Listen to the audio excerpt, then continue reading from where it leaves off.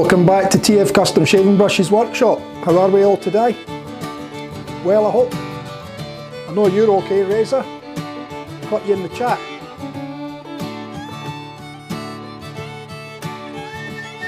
Just let me get a few things organised here, guys, and I'll be right with you. Excuse me.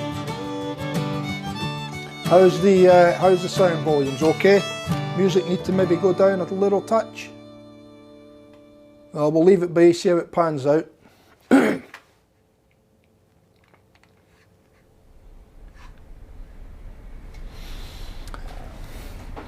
Yeah, the pens. I mean, I've got the components. The pen components I've got are they're not high end, but they're up there. Probably one of the better readily available components here in Australia. Well, there is a couple of other suppliers that do supply other ones, but they're a reasonably good kit. I've made quite a few of them in the past, and they are nice writing pens. I'm going to be, if we get time, I'm going to try and do the rollerball and the fountain pen. And as you've probably seen in the pre-screened thing for the video, I'm using an African Zebrano. So I've never used this timber before. Initially I thought it was going to be quite soft, but it's actually reasonably firm timber. I wouldn't say it's the hardest of timbers, but it's a reasonably firm timber. So I'm hoping it's going to turn up okay, and hopefully we should be able to get a nice finish on the pens. Now it does take a little bit of time making the pens, but I've done some preparation work to get it to basically be ready to go on the lathe. So I'm going to just run through a little, half a dozen, I can't remember how many pages are in it, just about half a dozen little presentation slides that I've put together just to show you how I've arrived at where I'm at when I start on the lathe here. Brett, how are you, buddy? Good to see you. Hope you're well, mate. Are you still scooting around the streets of Sydney down there?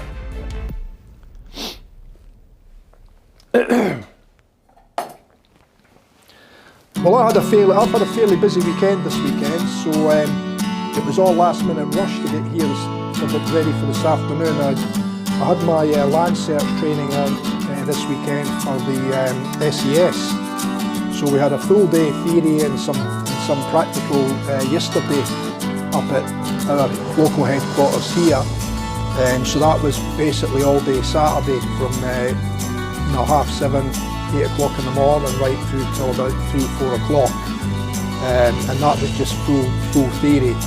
And then we done a little bit of theory this morning, and then we actually went out and done some land search training in 3 teams. So it's been quite a full-on day.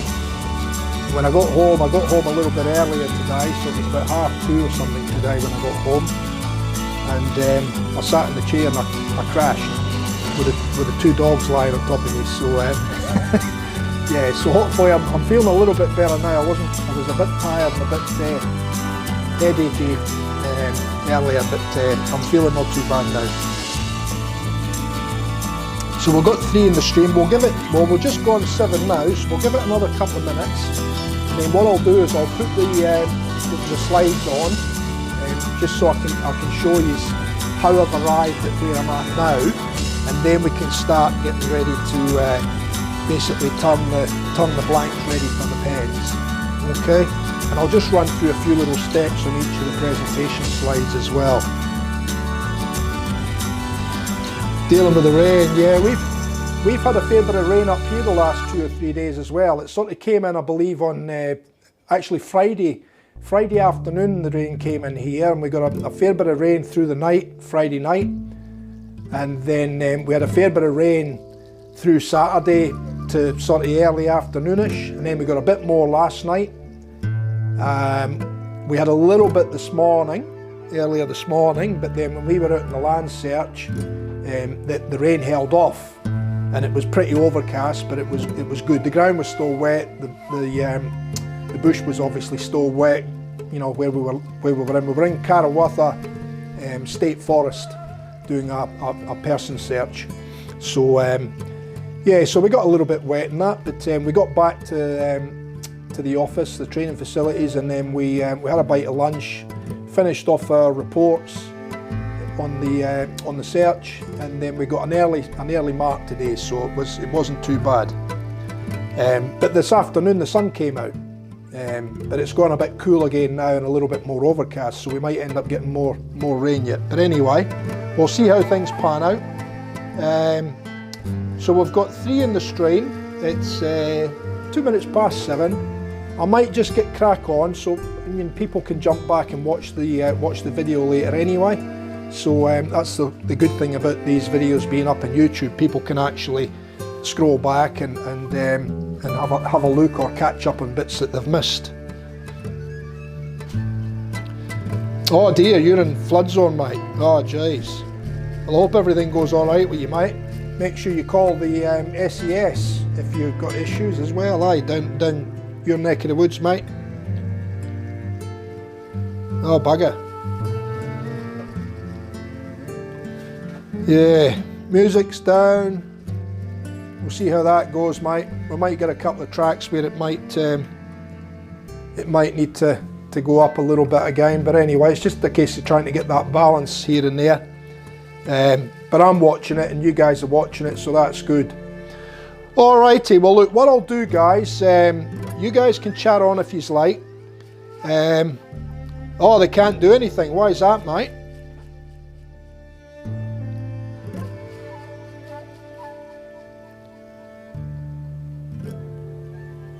I guess you've got to try and do as much as you possibly can yourself. They'll only come in and help, I think, if you have issues, I think. Yeah, and I guess it depends on what other jobs they've got on too. There could be some stuff that may be deemed more important, I guess, but yeah, I guess they can't help everybody too, you know, but it seems strange that you can't get some help, but anyway. Well look, I'm going to crash on, guys. Like I said, keep chatting away if you want to chat away. I'm going to put these slides up. I've got a couple of photographs. Well, I've got a photograph in each slide and just a few little notes down the bottom. So you'll be able to read the notes. And if you've got any questions, just pop them into the chat and I'll try and help you along the way if you're interested in you know, how we arrive at what we've done and you know, if you get any questions about the pens. So anyway, I'll continue on, guys. So let me just get the presentation up for you, eh? And I'll need to go to camera. Now, I don't think I'll get the camera of me talking in this, guys, so, well, it might be there. We'll see it when it goes up. It might be there. I'll put it to there. Yeah, we might still get it. Actually, it's probably going to cover the, slide. I never gave that a thought. But anyway, I'll put them up and I can talk you through it anyway. You'll still see the pictures, okay? So let me go to the presentation now. So basically what you're seeing in the picture there is you're seeing the timber blanks that are selected, which is African Zebrano. Now I've got a private stash in my shed here, which is all different types of timbers from all over the world that I got from a university professor here in Australia, who was collecting pieces of timbers from all over the world. Obviously he was getting on in time, and he must have had so much timber he was looking to offload a lot of it, so I ended up buying a lot of it off him. It wasn't cheap, but it was well worth it because I got a lot of Australian timbers as well, by the way, but a lot of ancient, really old stuff. So I got, you know, ancient red gum and ancient river gum and all these sort of things. I got heaps of different stuff. Local timbers in Australia, but I also got a lot of timbers from, like I said, overseas, timbers that, you know, you'd probably never see again, you know, or be able to get now, because a lot of the timbers, the exotics, are getting very, very hard to get now, and a lot of them are protected. So, but anyway, this is African Zebrano, so you can see the two pieces there, and those brass tubes that you can see, they're the brass tubes that form the barrels for the top section and the bottom section of the pen. So if you look at it, the one on the left, the barrels on the left are slightly shorter in length than the other ones. So those two will be the cap tubes, and the bottom ones will actually be the actual pen tubes of each of the pens. So I'm going to fountain pen and rollerball. Now the tubes for purpose of the exercise, the tubes are exactly the same size for both pens, but the components that are used to put the pens together at the end are slightly different, although the pens will look very similar. Okay, so it's a case of selecting the pen components and the timber to be used. So in this case, I'm going with, they're actually gold fittings, and it's a titanium gold, and they've also got rhodium accents in them. So that's for both the rollerball and for the fountain pen. So what I've done is I've chosen the timber because the timber's got a real goldy sort of look to it, and I think that will probably go better with the gold fittings for the pens, as opposed to something that was a dark brown or a dark red or something like that. So I'm hoping that once it's sanded and it's got a CA finish on it, I'm hoping that we'll get more of that gold that will blend in with the gold fittings, and we'll also get the contrast of the lines through the Zebrano. A lot of people call it zebra wood too, because the stripes on it resemble zebra stripes. Okay, so but the timber is African Zebrano. So once I've selected the timber and I've got the pen components that I'm going to use, because the pen components dictate, I mean the tubes all come with the pen components as well, so you've got to work everything around what you've got.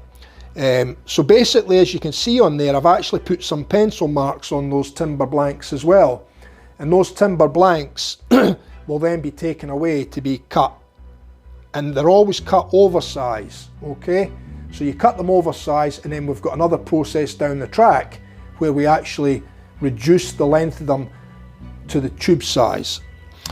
You'll also notice in that picture that the tubes have been sanded.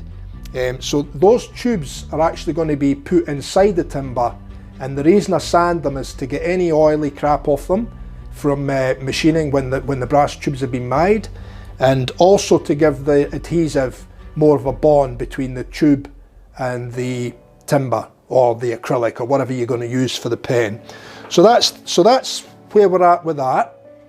Now this one's just me taking the timber over to the bandsaw, and you can see there I've got my two pencil marks, I've got the bandsaw set up there, and I'm just going to freehand cut through that with the bandsaw to cut those pieces together. Now one of the things that you do need to be careful when you start making these pens is that we do want the grain to line up from the cap through to the pen itself. So we've got to make sure that we don't get the pieces mixed up. So we'll have two offcuts, we'll have two longer blanks and two shorter blanks for the tubes.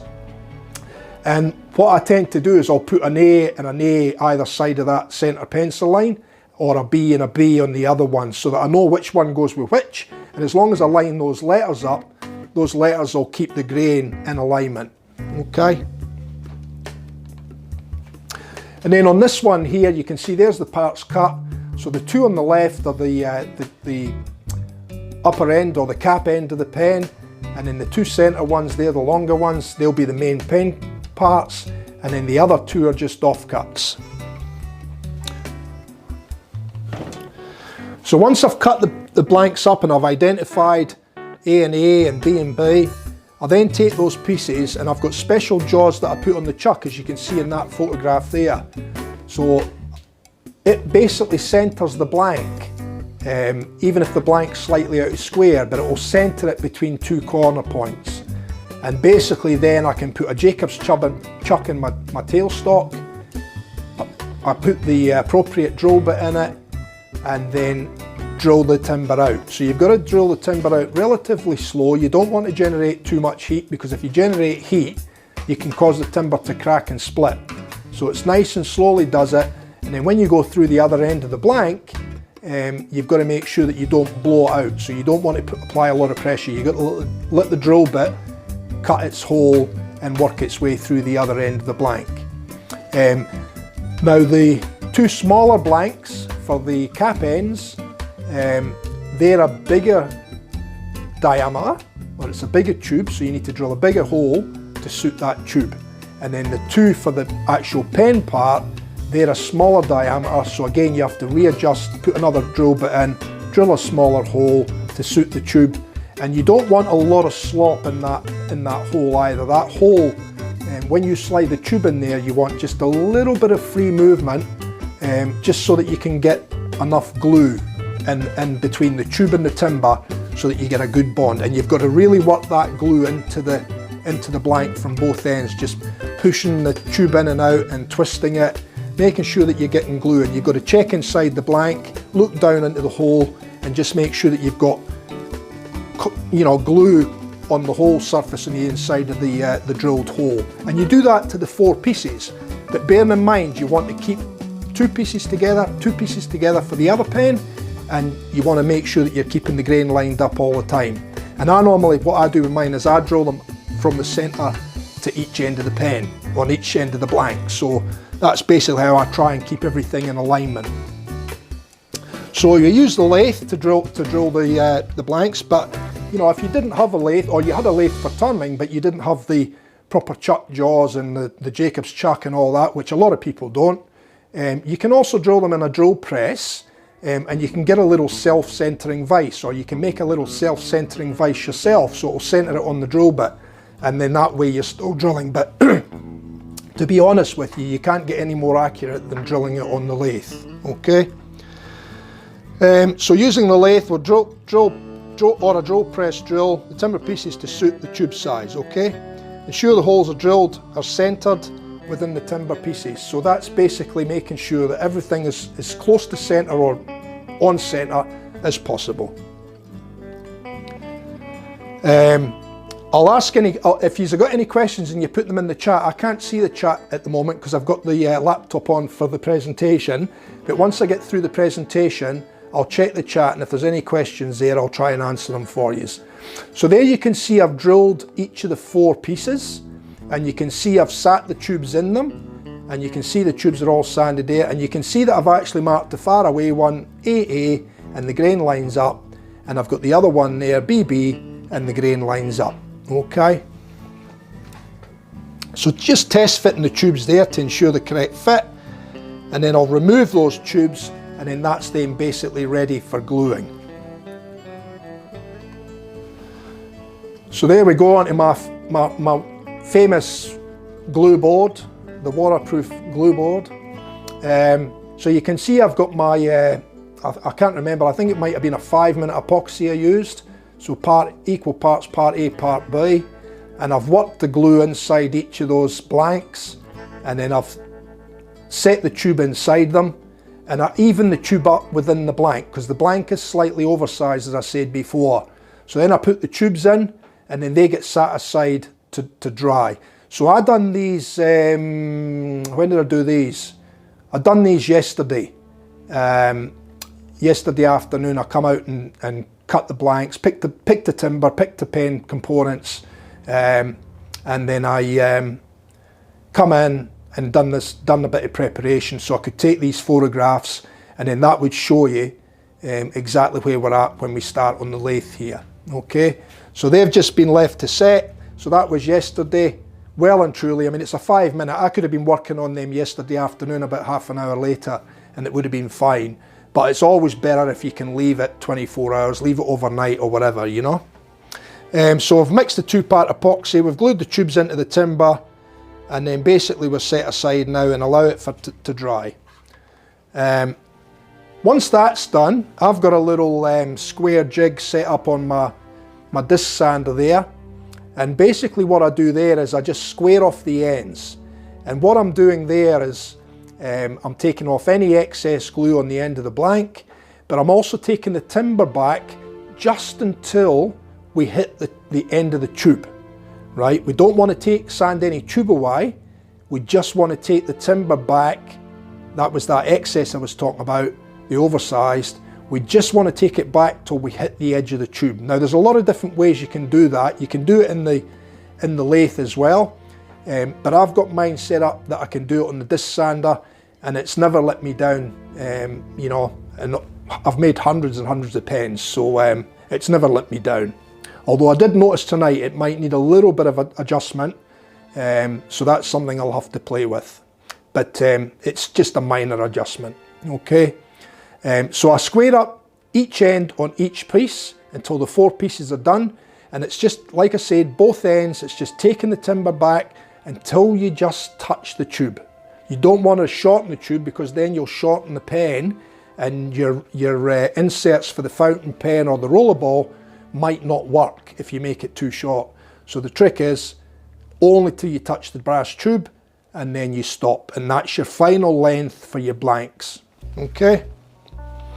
And I think I've covered that in the notes there. I mean, I do say that you can use a pen mill.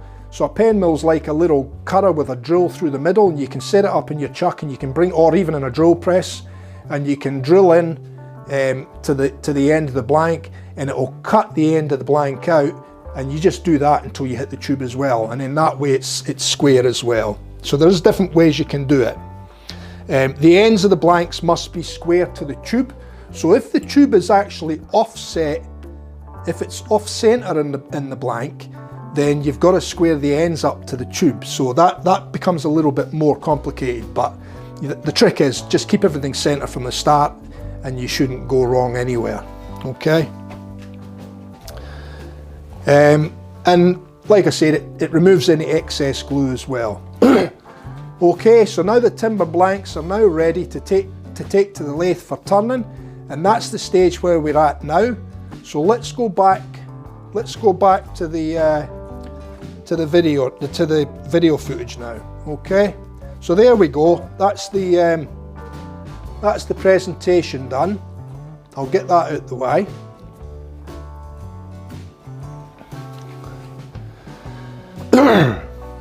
So how are we going in here? We're in the chat. All right.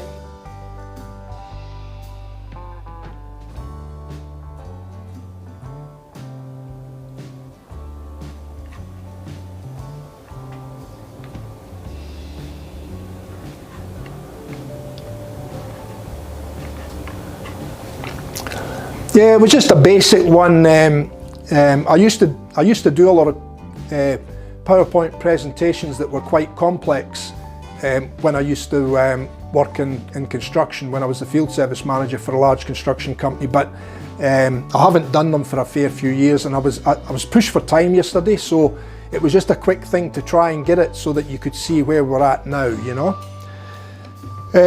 So I'm going to push on. Grey Dog, good morning mate, how are you? I hope you're well, buddy. Hope everything's gone all right over there for you. So, following on from where the presentation left off, this is what I'm left with now. I'm left with the blank. So here's B and B, okay? And what I might do is I might just zoom in on camera 2 there for you. So there's B and B, the 2 joints together, okay? That keeps the grain lined up all the way around the blank, as you can see there, okay? So we're going to maintain that the whole time we're working with it. The only time we won't know is once I take the marks off, but if I keep them in the order that I take them off the table and put them onto the lathe, then I can put them back together, and then it'll just be a case of rotating these 2 once they're round until I get the grain to line up, okay? So basically that's what we've got now. So we've got a timber blank with a brass tube in it that's been squared off on both ends. I've cleaned off any excess glue so that they're nice and clean, so that when we press the fittings into there, the pen fittings, when we press them in, the glue's not going to cause a tight fit and possibly expand the tube and crack the timber. So as you can see, that's the 2 we've got there for pen B, okay? And at this stage it doesn't matter what one we use for the fountain pen kit or what we use for the rollerball, because as I said earlier, the blanks are the same. It's only the fittings that change. So what the next stage is that with a lot of these pen kits, pen components that you get, they have what's called pen bushings. So they're just little steel bushings like that. Now for this particular pen, there's 4, okay? Because there's two pieces, and each piece is a different dimension tube. So the bushings are made to suit the tube, but the larger size of that bushing, so if we look at that bushing there, the larger size of that bushing is going to be the finished size of the pen. And the smaller size, that's so that can actually sit and be a very snug fit within the tube, Okay, so there we go there, and we put that one in, there we go there. So what we're going to do now is we're going to put that in the lathe, we're going to turn this blank down until we get to these fittings, and you can put a little shape in it if you want to. I keep mine very, very slender. I don't have a big bulbous shape. I think it makes the pen look ugly. But I just put a very, very shallow shape to both the cap end and to the pen end, you know. So and these two bushings here, some pens that you make might have different fittings and different sizes, so it might be thicker at this end, the finished size, and smaller at this end, or vice versa, and it might be the same for the other part for the pen as well. But in the case of this one uses the same size for the cap, and it uses the same size for the pen components. So there's a lot of different ways you can put these into the lathe as well. You can use what's called a pen mandrel. So this is a, I'm a bit close in the camera here, but this is a pen mandrel. So what happens with this is, that's what's called, if I get that in the shot, that's what's called the live center. So where we've got this live center, that would go into the tailstock, and that then becomes a live center. As you can see, it's got a bearing in it, but it also has a hole through it, and that hole can be slid up on that shaft. So in effect, this would be held in the, I might zoom out a touch there, guys. Just give me a sec. So this would be held in the headstock that way. This would be held in the tailstock. You bring the tailstock up and slide it over, but you do that after you've put your pen on, your pen blank with your bushings. And then this would slide up, you slide the tailstock up until that's tight, lock it up, and then basically we've locked that in place and we can then turn it, okay? But what happens with these pen mandrels is they do tend to wear, and over time when you've done a lot of pens, they do tend to get a little bit buckly, and that can lead to issues in the pen being turned off center. So I tend not to use them. You can use cones. I'm using two centers. I'm using a dead center and a live center. So this one spins, this one stays solid, fixed. And what I'm going to do with this is I'm going to put this in here, straight on the bushings, instead of putting the tube in the bushings. I'm just going to put the live center in the bushings. Tighten it up, and now we're ready to turn. Now it may spin, it might not be tight enough, but I can always tighten it up again later. Okay.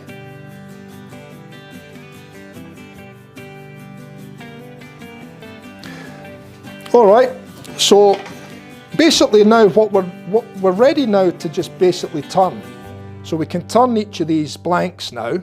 And I'm just going to set my tool rest up so that I'm at a reasonable height. Just above centre, or just on centre or just above. That's where we get the best cut. And I'm going to take the tool rest back a little bit, because this tool, as you can see, it's got a bevel on the front here, and it's got a carbide cutter. Now I could take this down with traditional wood turning tools as well. I could use a skew, or I could use a spindle gouge, or a roughing gouge even, a nice sharp roughing gouge. But I do tend to use this. This was a carbide cutter with a radius on the front. I think it's got like a 2-inch radius or something on the front. But I bought this for pens, so that's what I'm going to use it for. Now, carbide sometimes doesn't like some timbers and it'll tear them out. If it does that, then I'll change to a traditional tool, but typically they're normally pretty good. So what I tend to do is I tend to spin the lathe up quite fast, and I'll take the sharp corners off first on each end, very, very gently, like that. I should actually go to camera 3 for this, so you can see what I'm doing.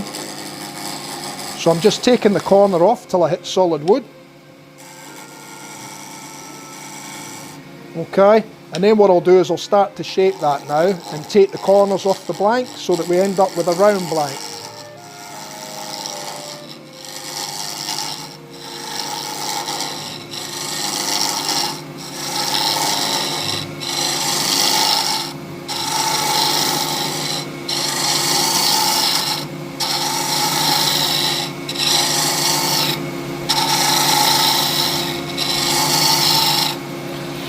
Okay, so we're starting to get it down already, and you'll see that I'm putting a slight camber in it, and you can see the timber there. It's not too bad, so the carbide's okay. It is a new blade in the carbide. I did change the blade over, so we'll keep going.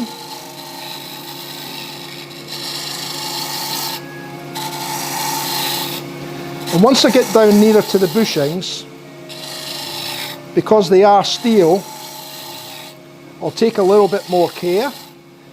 But if you hit the bushings, you know, you want to try and avoid hitting the bushings, but it's pretty hard to do so. So you do have to replace the bushings on a fairly regular basis if you're making more of the same pen. You can get quite a few pens out of the one, but at some stage you will have to replace the bushings.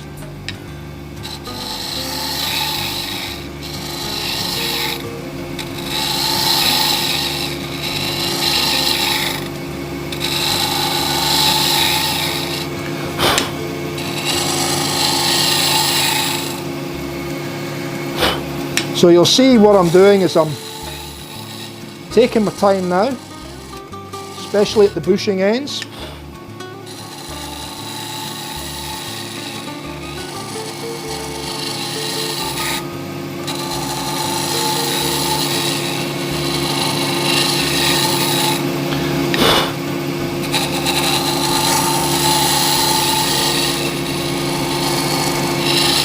So you can see there I've just nicked the bushings, so that's okay. And now I'm just sort of putting a little bit of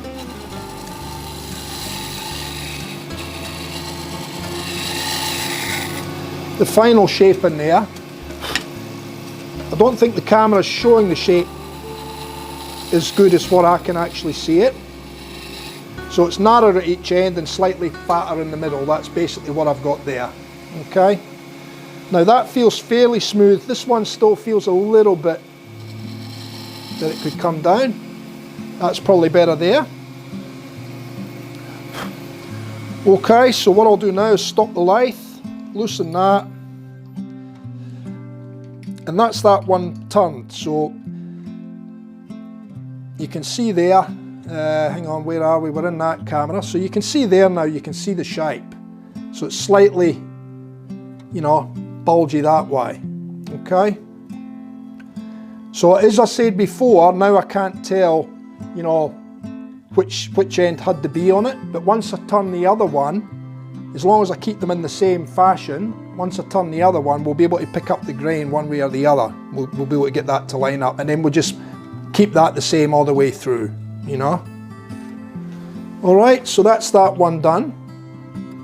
So now I'll do the other section of that one, which is the smaller bushings now. An A's on that end, so I might have turned that other one round when I was showing you in the camera, but like I said, it's no big deal. I should be able to still pick it up. So smaller bushings, longer barrel on this one.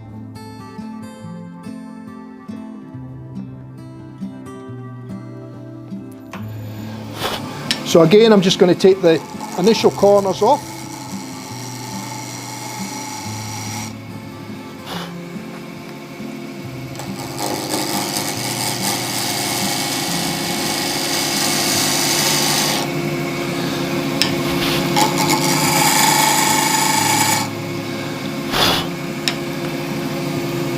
And then I'm just going to take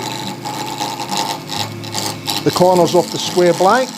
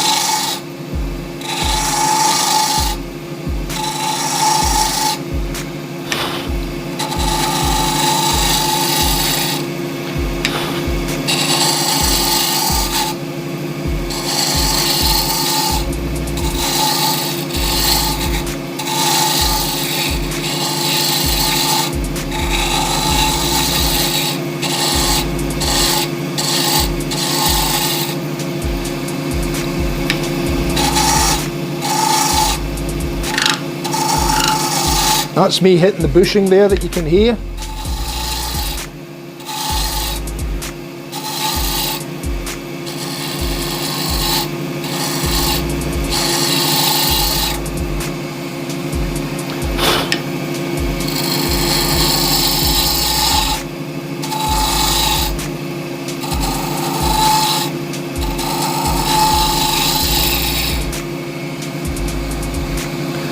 Okay, that's that one.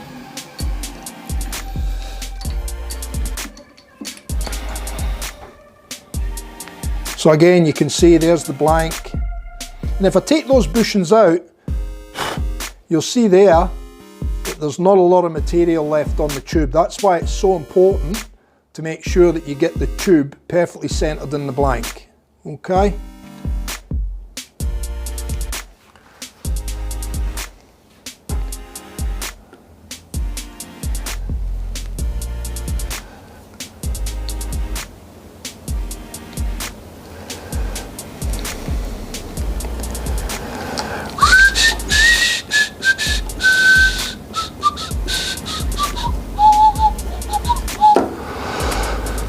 So I'm just going to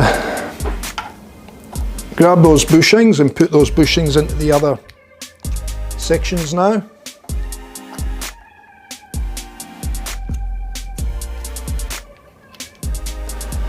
And I'll take that one and put it on there like that. I'll make sure I keep this one. I don't turn it when I show you in the camera. I'll keep this one right, so this one will, you know, it'll be much easier for lining up the grain later.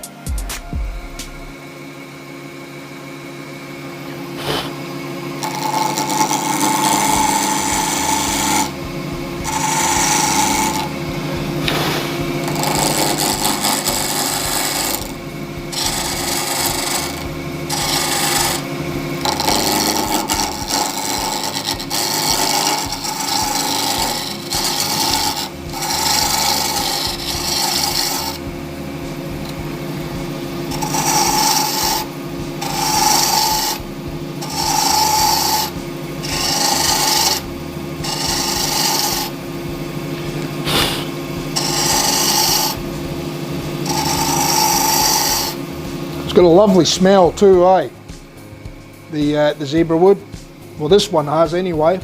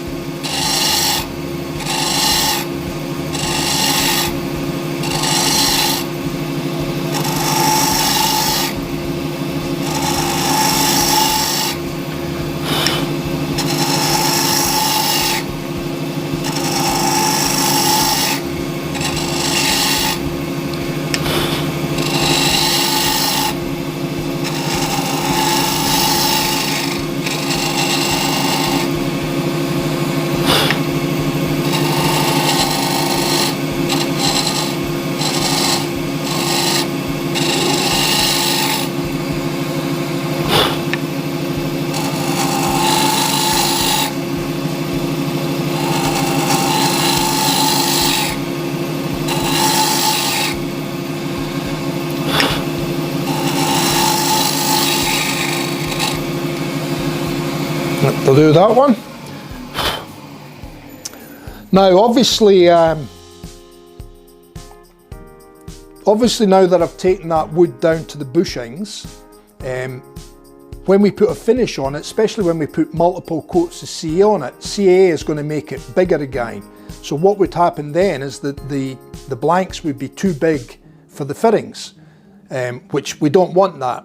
So what I tend to do is I take the timber down like this with these bushings, and then I use some nylon bushings to then sand it.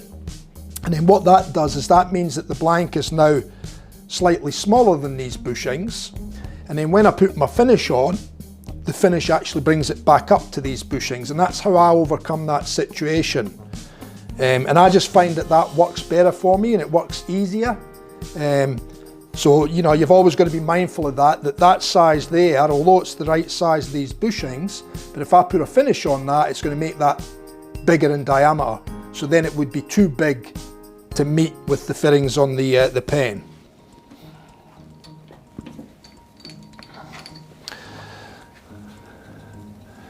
We've got John back in. G'day John, how are you buddy?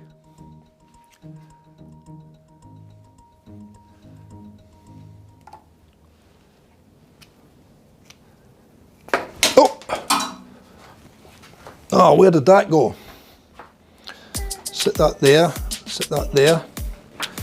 Oh, let me find that. Where did that go?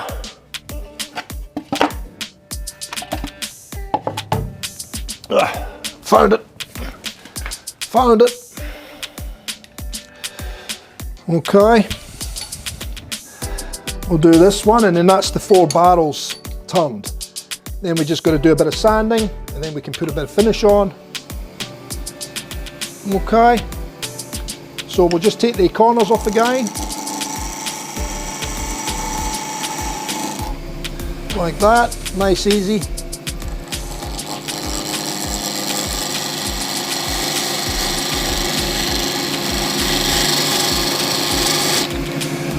And then we'll knock the corners off the blank.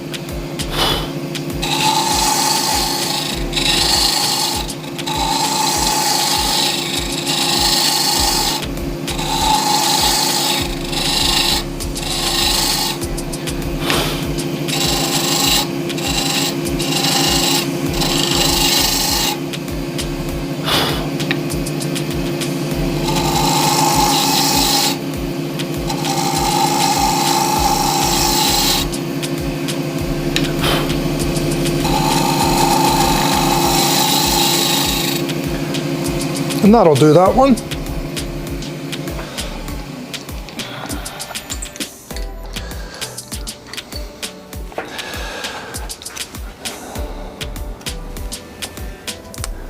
And that's that one done.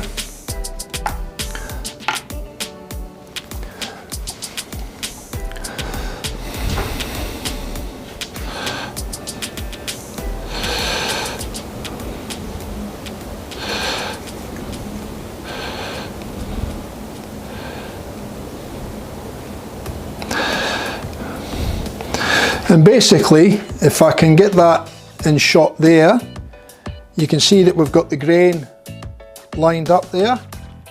And as we work our way around, you can see the grains lined up there.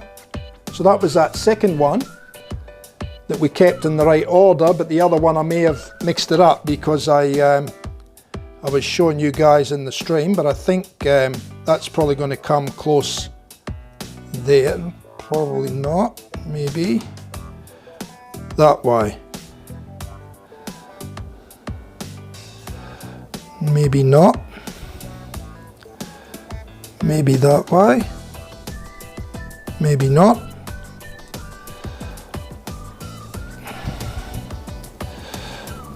Not that way. I think it's going to be that way. There we go. We've got it now. So that's the grain lined up there, and as it comes around, it lines up around there as well, and then the same around the other side. So we've got all the lines running from one end of the pen through to the other, and obviously that's the cap end and that's the nib end or the pen end.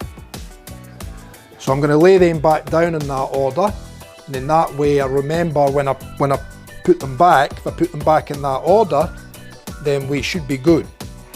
Okay, now what I am going to do here is I'm going to take this back. I might just go to the full front shot for that for you. Oh, maybe not, maybe 2. And then I'll, well, I'm kind of zoomed out there, so you should see a bit of what I'm doing. So what I'm going to do now is I'm actually going to put the pen mandrel in now, and I'm going to use my nylon bushings, okay, to do a bit of sanding. So I'm going to use the pen mandrel to do that. So basically I put the dead end of the mandrel in there, put the live end in here, and then I've got some old nylon bushings that I turned up on the lathe, and I'm going to put the cap in order that way. Then I've got a little double bushing here. Then I'm going to put the cap end in, the pen end in that way, and that one in there, and that's the two blanks held on the mandrel now. And then I'll bring in the tailstock, and just very, very lightly, doesn't need to have a lot of pressure because I'm only sanding, and then we'll put a finish on after as well. Okay, so I can move that out of the way now. They should be relatively centered there. I can slow it down a bit because we're only going to be sanding. Now I've got a noisy bearing in this, so it's a little bit loud.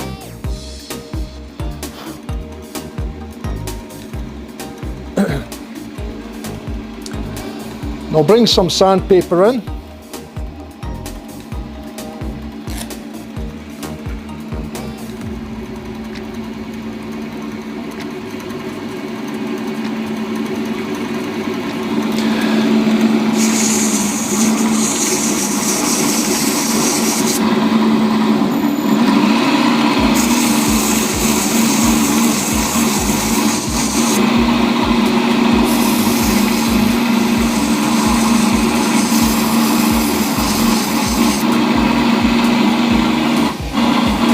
So we need a little bit more pressure because we're just sliding there.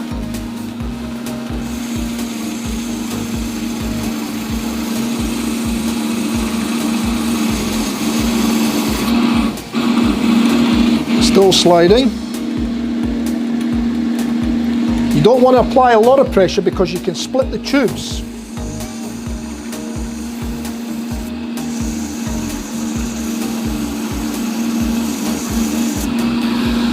Okay, so that's the first grit. So what I'm going to do now is I'm just going to go that way and sand with the grind, and that's just to take out any of the radial lines that have been put in there with the paper as the lathe spins. And that'll do for that.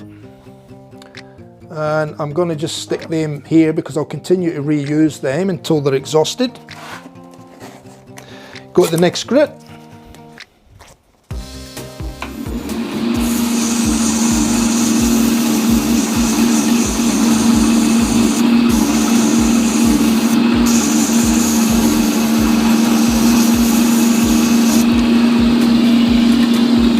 Stop the lathe, sand with the grind, sand with the grind,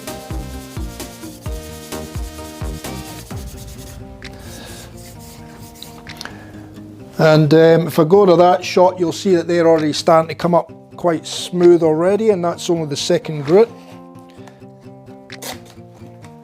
And we don't need to sand these like we do the shaving brushes and the acrylics and the resins and stuff, because the timber you can get away with a lot less in grit. And then because we're CA finishing it, again, it's not that critical.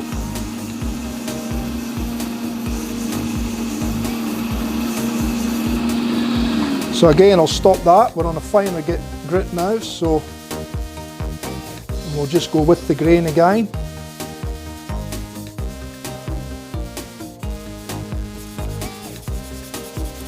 Sorry about that noisy mandrel, live centre on the mandrel. It's I haven't used it in a while. I didn't realise it was that bad.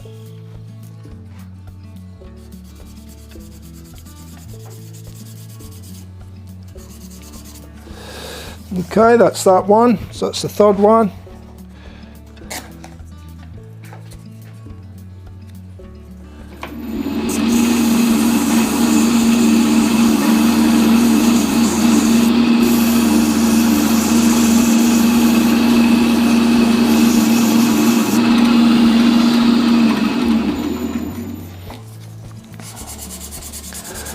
And with each grit, what we're doing is we're just checking and making sure that we've sanded out any scratches from the previous grit.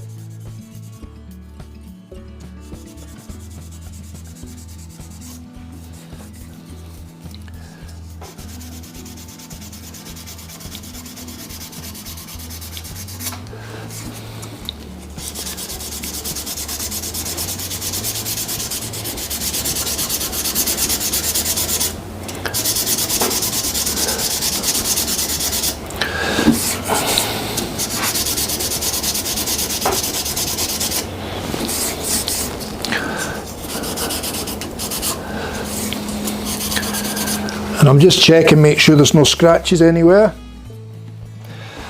That's the fourth one. We'll go to the last one, or second last one. Just repeat again.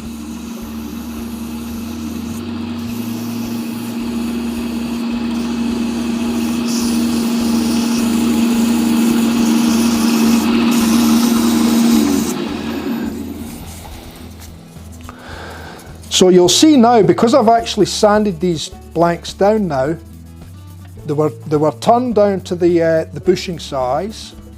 Now I've sanded them down, they'll be slightly under the bushing size. And then when I CA finish them and then sand the CA finish back, they should end up, if I've got it right, they should end up being the same size as the pen components themselves, the metal components.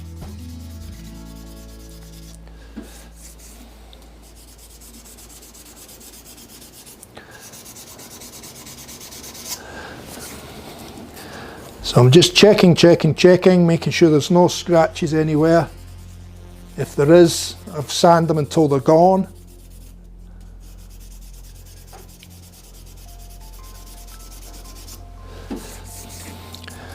And we're getting nice and smooth there now, so but as a secondary, I'm just going to hit them with a little bit of 1000 grit now.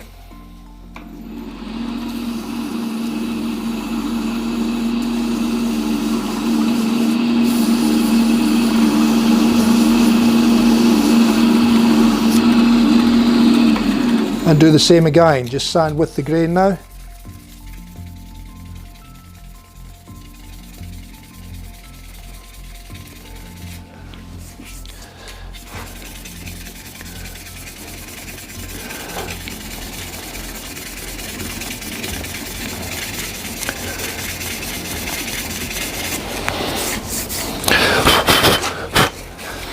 Now, you may be able to see it in the camera. You'll see some of the grain where there's little white bits. That's actually open grind, and that's where the sanding dust, the very fine sanding dust, is actually getting into the grain. So what we're going to do there is we're going to use a little bit of our methylated spirits again.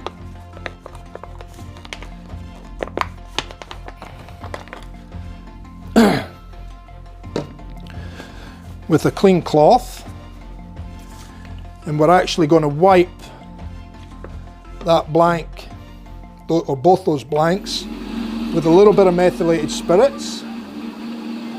Now you can see they've gone that goldy colour, and that's what I was hoping it was going to do when I selected the wood to put with the gold fittings.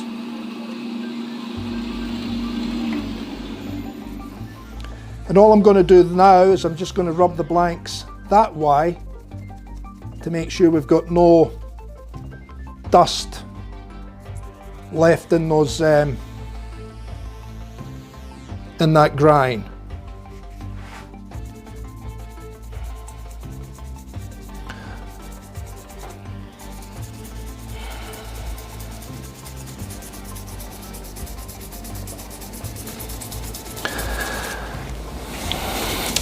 I've just gone up from 150, mate, 150, 240, 320, 400, 600 to 1000.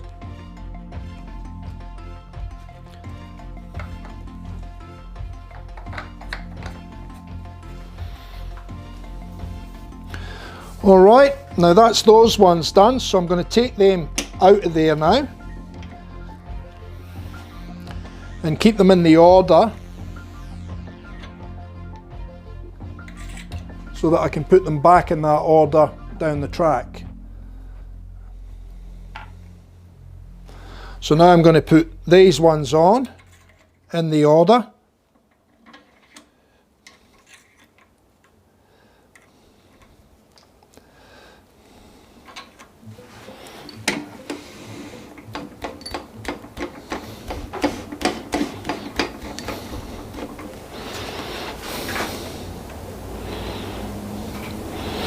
And I don't need to worry about too much about the grain or anything like that at this point in time, because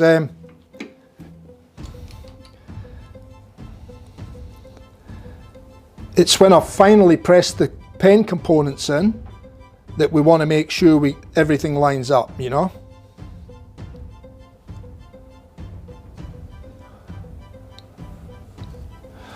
All right, that should hopefully do us. So we'll just go in there with the grits again.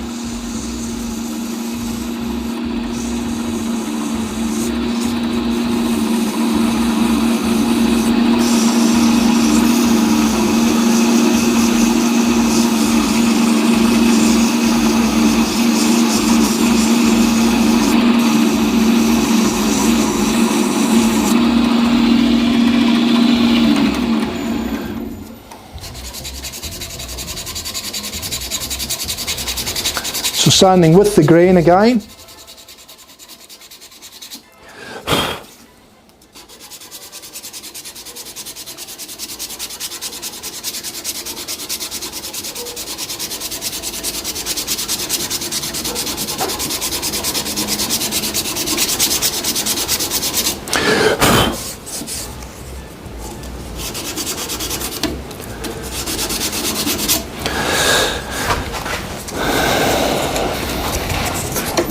Same again.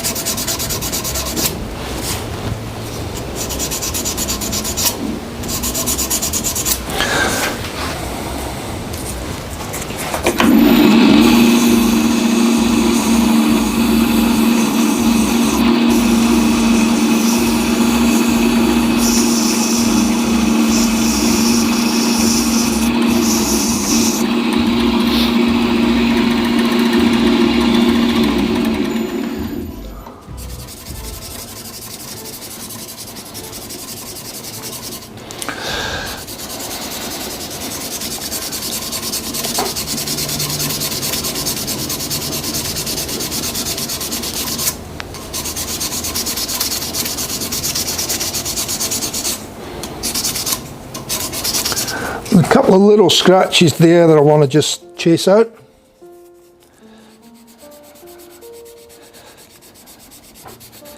That's it.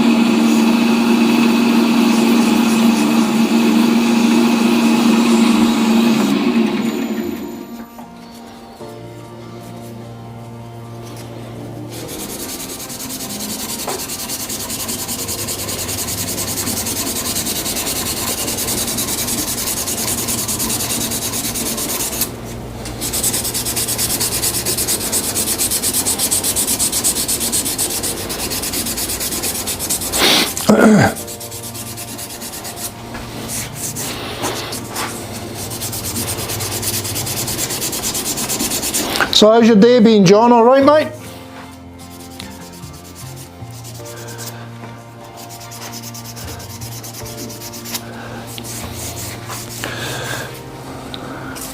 We're all getting rain over here at the moment. I hope your weather's better over in Spain.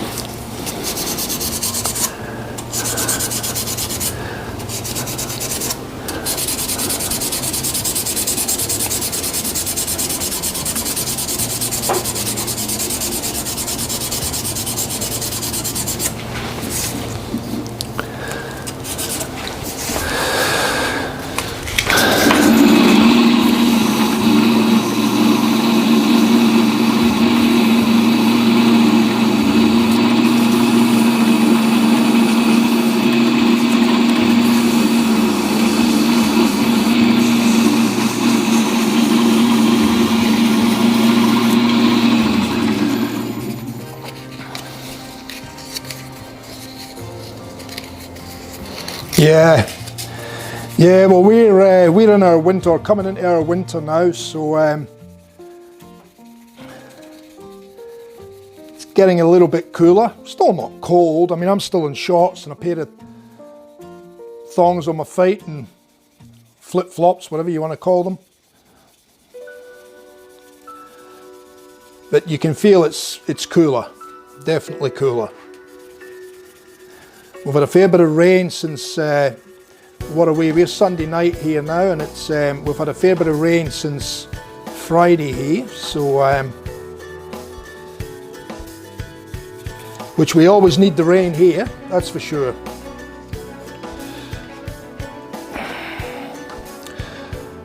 So I'm just going to go to a cleaner piece of this paper towel. We'll hit this with a bit of methylated spirits now.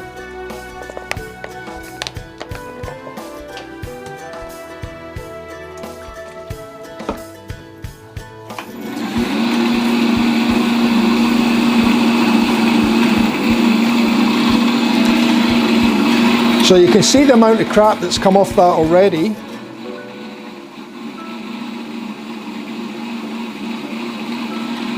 Aye, in the camera. So that's what would have been in the grind, and that's what we're taking out. So now I just do a little bit lengthwise by hand with the methylated spirits again, just to make sure we've got it all.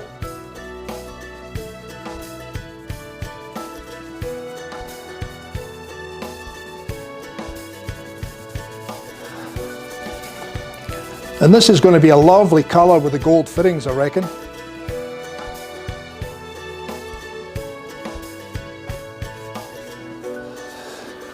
Okay, so that's that done.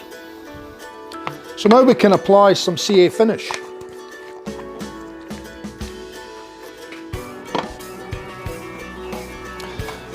But what I'll do is I'll swap them over so that these ones have got more time to dry. So we'll keep them in the order again. So that one, that one, that one, that goes there. And then we'll put that one, that one, that one, and that one back in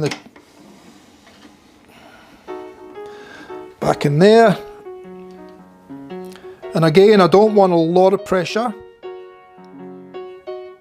just enough to hold them and stop them from free spinning. And that should do it. And I'll turn it down a bit. Because that bearing's really noisy, I'm going to have to replace that.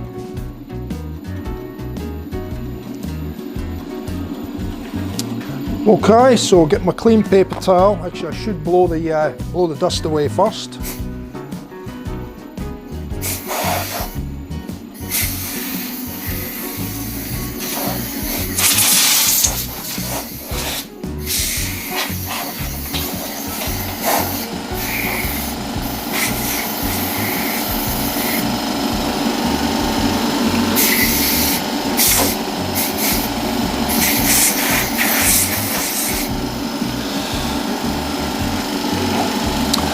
I'll fold my paper towel up as usual, just the same as I do with the brushes.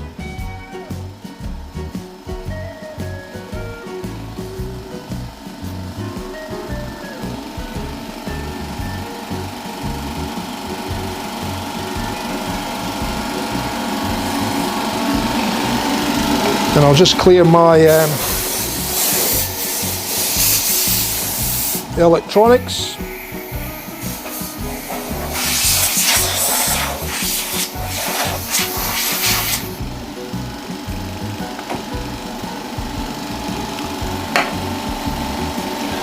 This out the way again.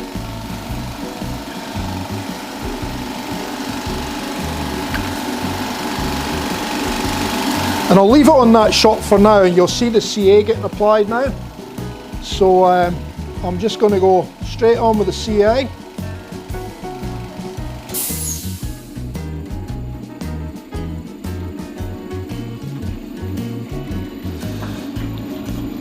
And I think my nozzle is a little bit blocked, so we'll have to rectify that.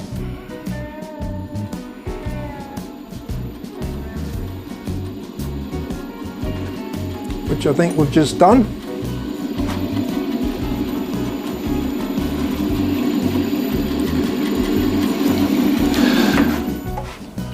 Yep, that's good.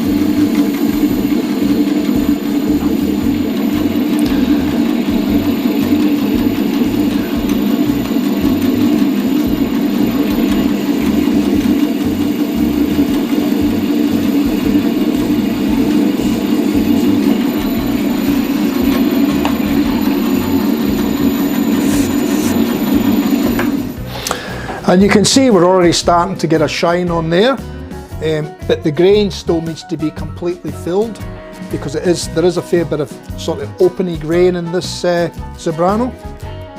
So we're going to continue on and just apply a number of coats on it.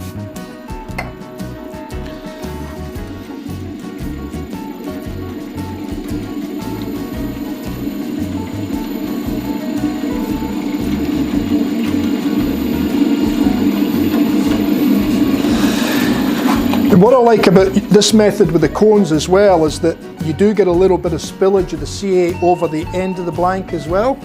So when we take these back off, before we can fit the pen components to it, we need to give the ends of the blanks a little bit of a touch-up sanding as well, just to square them up again and just to take that excess CA off. But the good thing about it is because the CA gets into the end grain as well, it seals off the end grain, and so you're not going to get any moisture getting up into the timber, because there's not a lot of timber on there.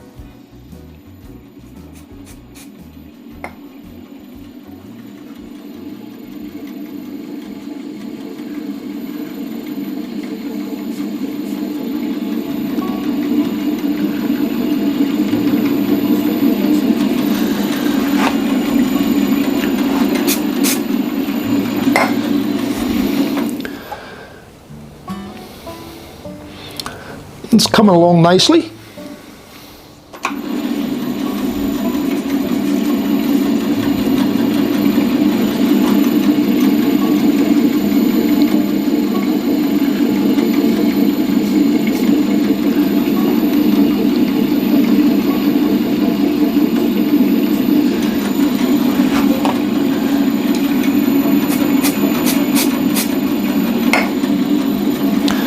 Turn my cloth around now, make sure that piece of CA is cured.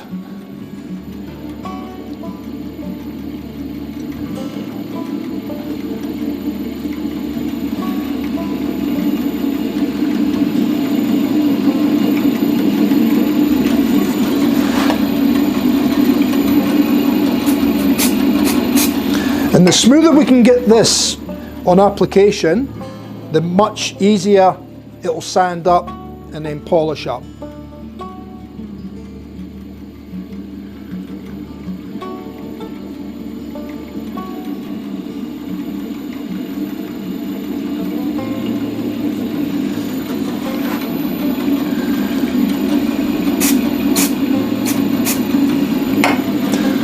Okay, so that's that one piece of paper done.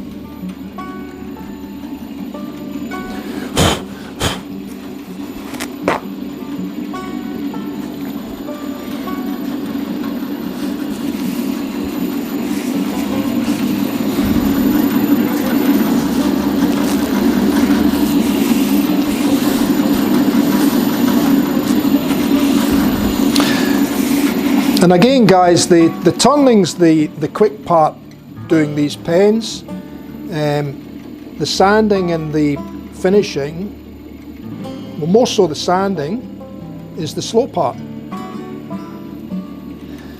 Not the initial sanding, but the finishing of the CA. So that's why if we can get a nice finish on it, we can speed that process up significantly.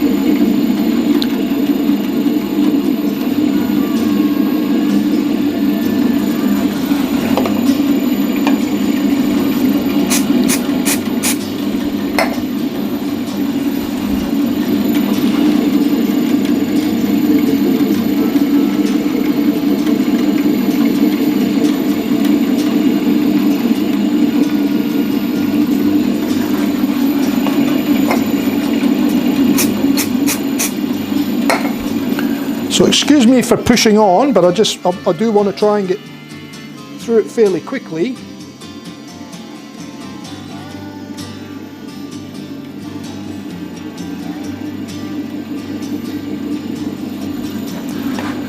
Just to try and minimise the length of time of the video as best we can.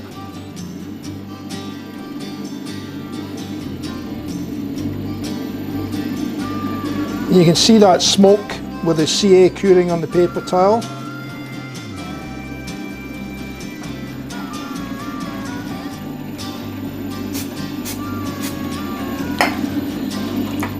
Now I'm going to have a look at that and just see how we're going with regards to the grain being filled.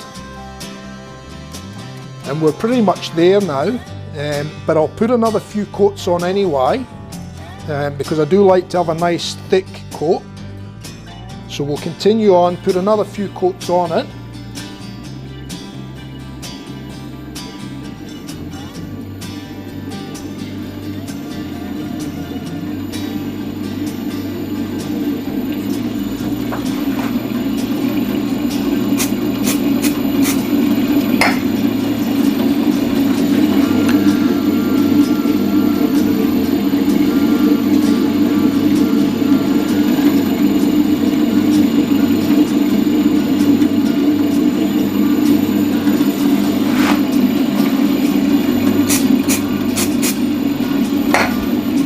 And that's another towel gone. We are starting to get a nice build up of CA on there now. And the timber's nice and clear. So we get that depth in the grind when we finally sand it and polish it up. But I'm going to still put a few more coats on that yet.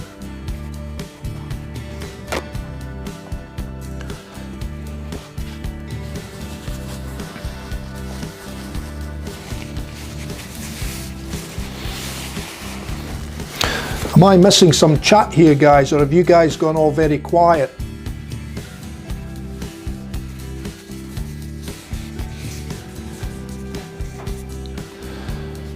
Or is it just that I'm keeping you too entertained?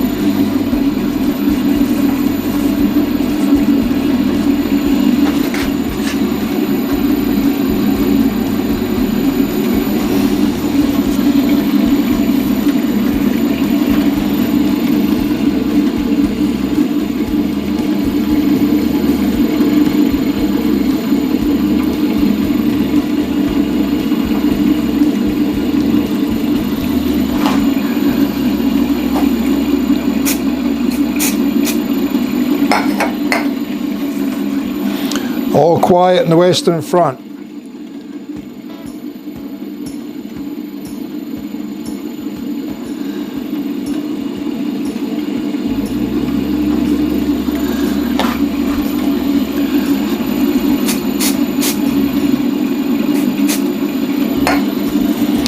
So I think once I've exhausted this piece of towel, I think that'll probably do us.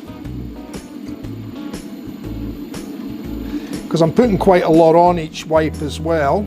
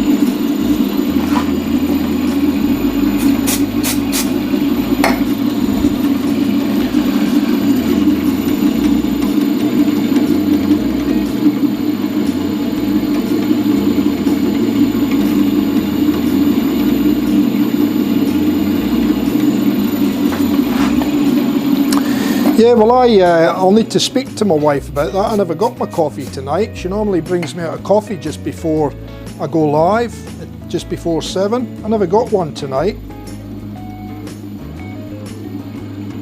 Probably because she was racing around making me some hot soup before I came out here.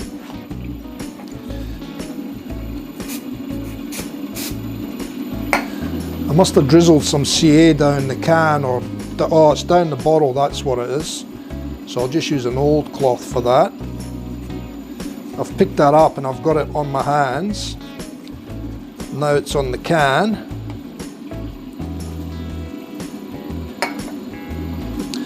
All good. A couple of lumpy bits on my tips of my fingers now because of that. I normally do quite well keeping the CA off my fingers.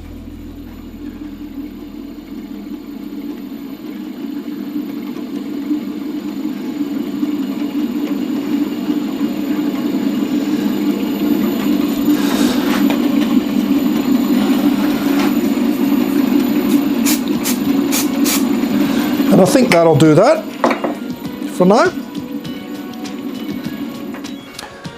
So I'll have another look, make sure all the grain is completely filled. There's a couple of tiny little ripple there, but other than that, it's pretty good. So I'm happy with that. So again, keeping them in that order, and this time I'll probably have to break them away from the bushes, but the good thing about that is that the CA doesn't really stick to that, and if it does break away, it breaks away on the end and not up the blank. So that's a good thing with these types of bushings.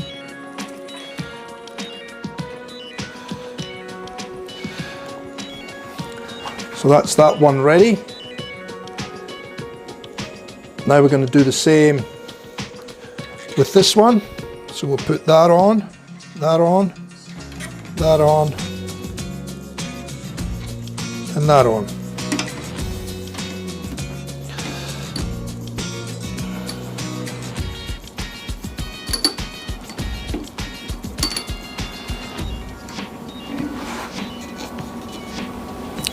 That feels okay. We wiped that one too, didn't we? Yeah, we did. Okay, so just get another one and we'll start laying on the CA.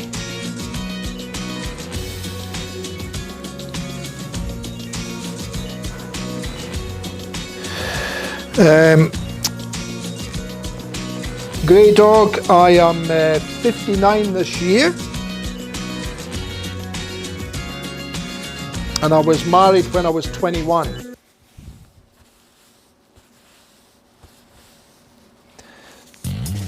So we've been married quite a few years.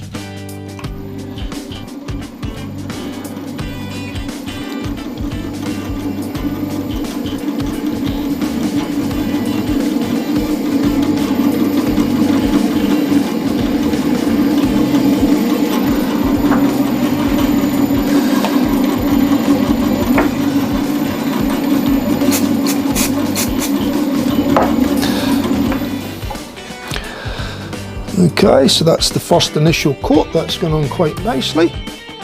So we'll just whack a heap on now.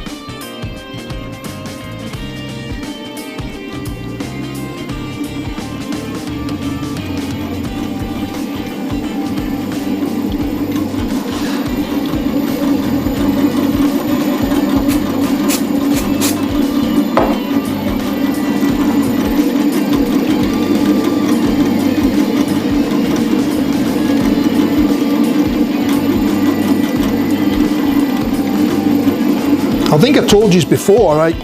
This garage is quite open round the top end, so I get plenty of ventilation here. I can actually feel the cool air on the back of my neck when I'm working away here.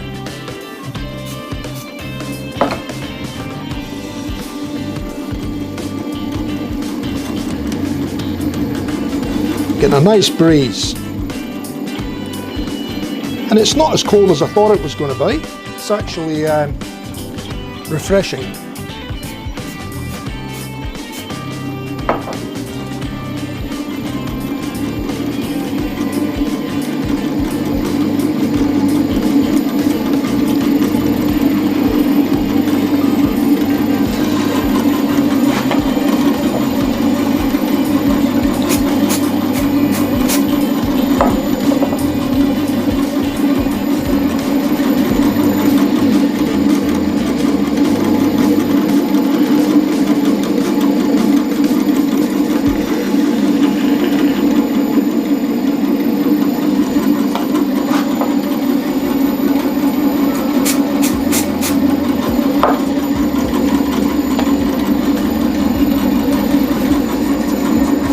Yeah, he's probably still up in the door, mate, although I don't hear him scratching around, but because we're getting a little bit darker earlier of an afternoon now, he may be getting out earlier. I'm not sure. I did put mothballs in there, so it may have moved them on. I'm not sure. It did the last time.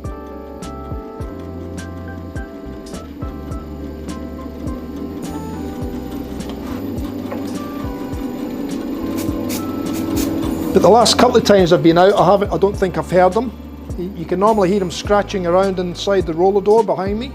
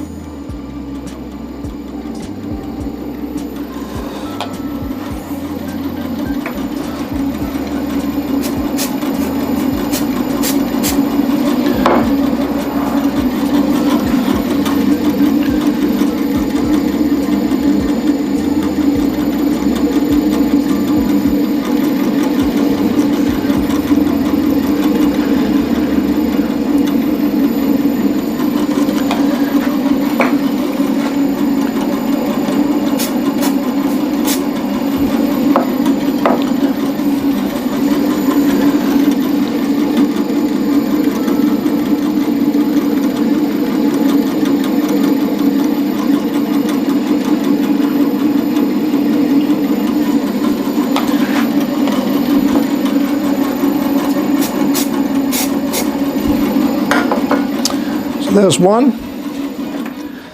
We'll have a look. Yep, she's starting to fill up nicely. Just a couple of little bits in that one. That one's not too bad, but we've got another couple of sheets to go yet, so we'll crack on. How are we going time-wise? Minute 28. It's not too bad. Like I said, most of the time it's going to be in the sanding, and the sanding of the finish and polishing it up, but not too bad.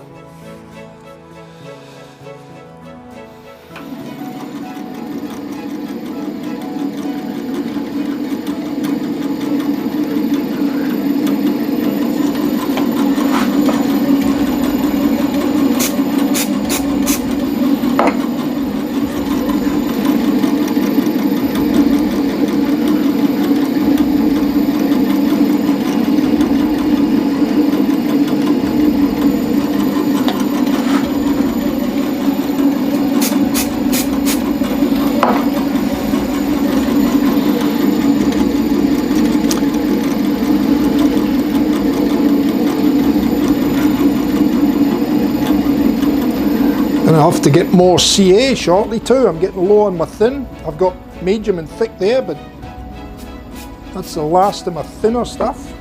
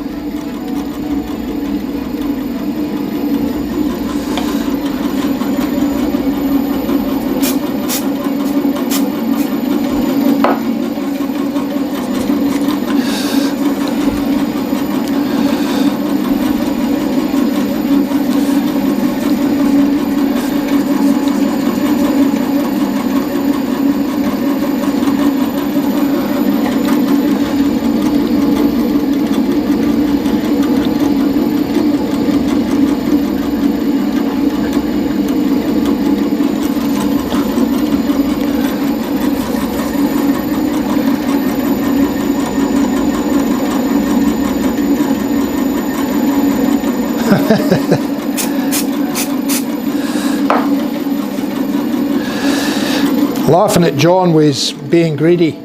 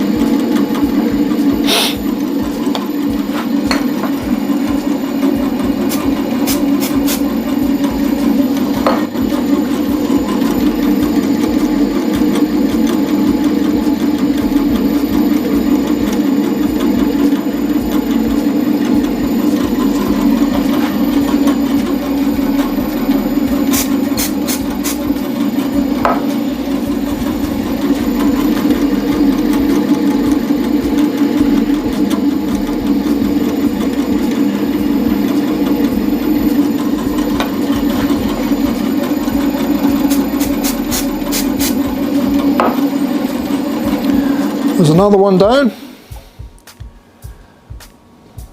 Yep, that's coming up nicely. Beautiful.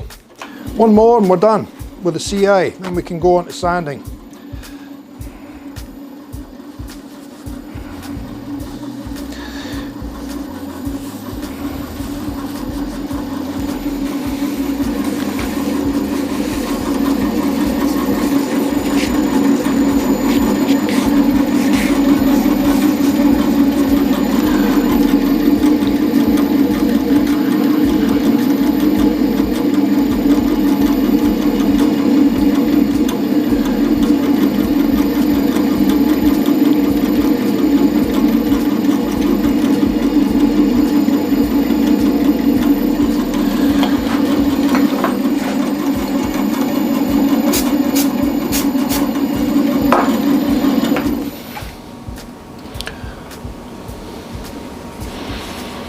Lovely, lovely, lovely. A couple of little ripples in that one, nothing major.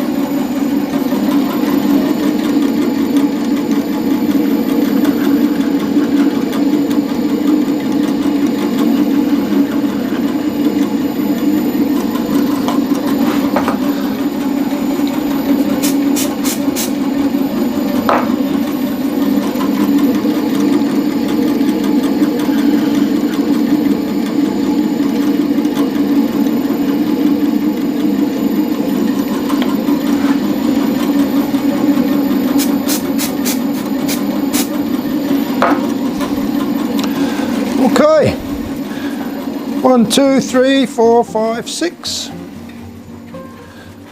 All done.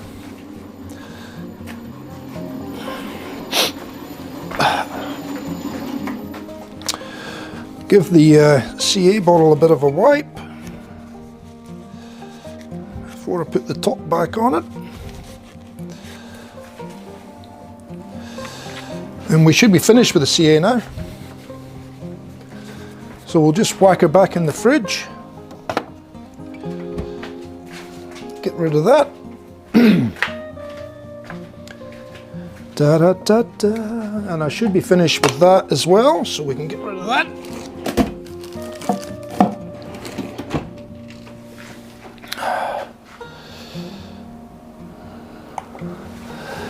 And that's got a fairly nice shine on it now, ready to be sanded. So what I'll do though is I will part it away from the bushings first.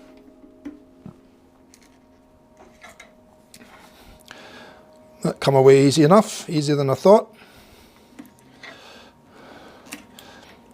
All good, so we can go back on.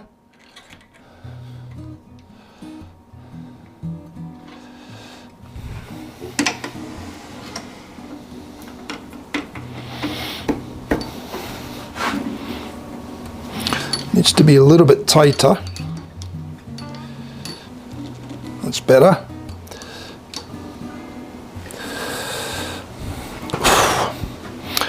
Now, sandpaper. I'm just going to go with the 600 to get rid of the shiny bits.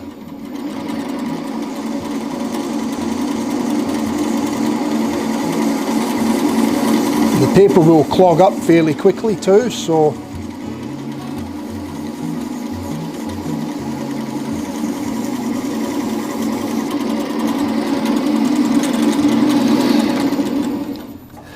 you can see, and if I go to that overhead shot, you can see where the white bits are. That's where the high spots of the couple of little ripples that I got in there. You can see a few more there.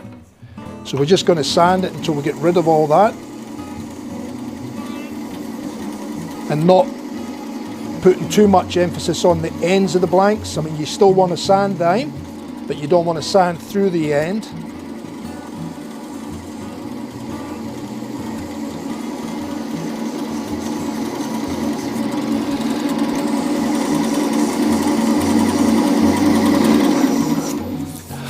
Otherwise, the same with the brushes, you've got to start again.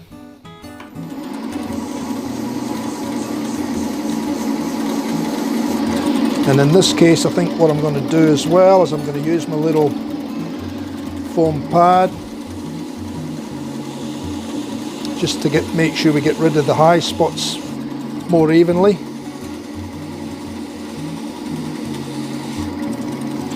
And I'll keep checking just to make sure that I don't go through anywhere. So there's a bit of a spot there, so we'll work on that one first.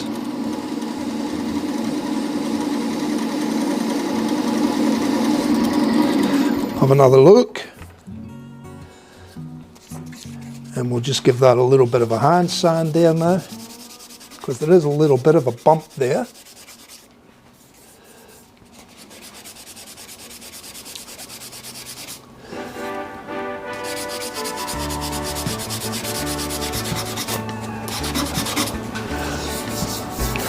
That's much better. So just go a little bit.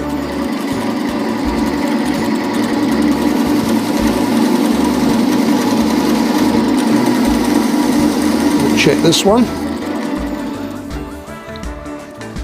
So again, we've got a little high there.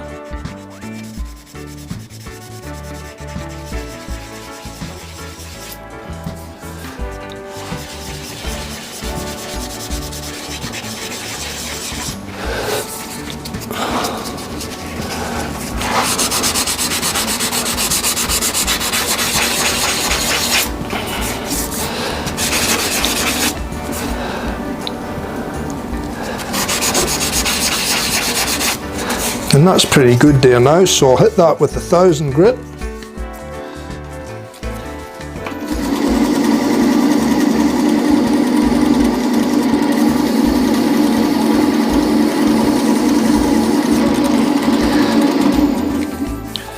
And again, I'm just going to go side to side, just to make sure we've got no radial marks in there.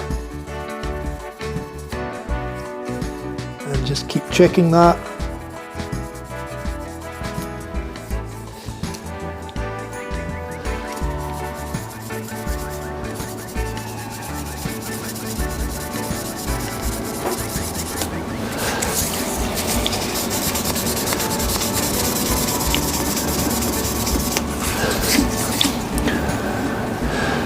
And I'm thinking we're pretty good with that one now.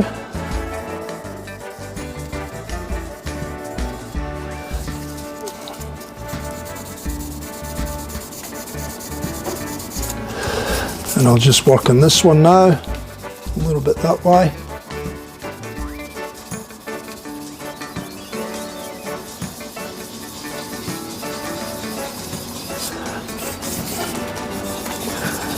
Keep wiping it so I can see what's going on.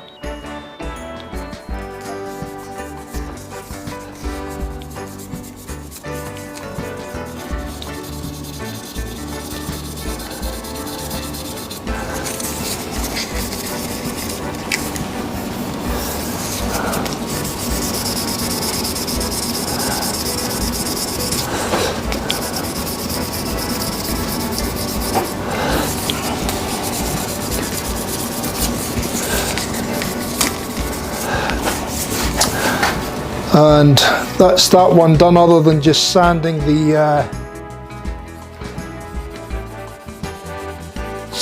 ends flat again, square. And I'll give that a bit of a hit now with the micro mesh pads, just very lightly.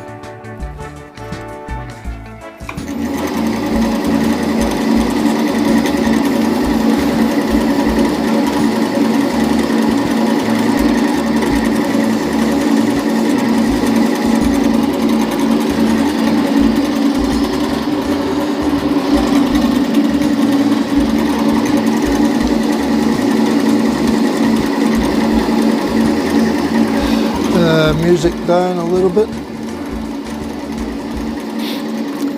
and every other one I'll just stop and give it a rub lengthwise with a micro mesh.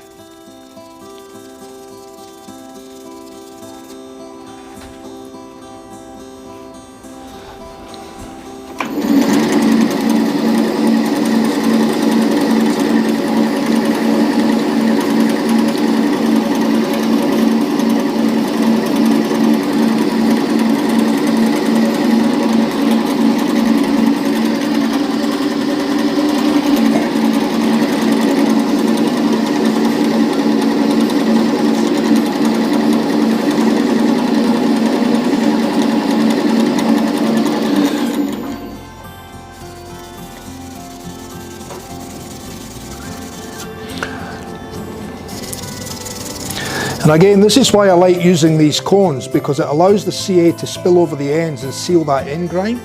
So when you go in with the wet pads, you're not allowing water to get into the timber, causing it to, allowing it to expand.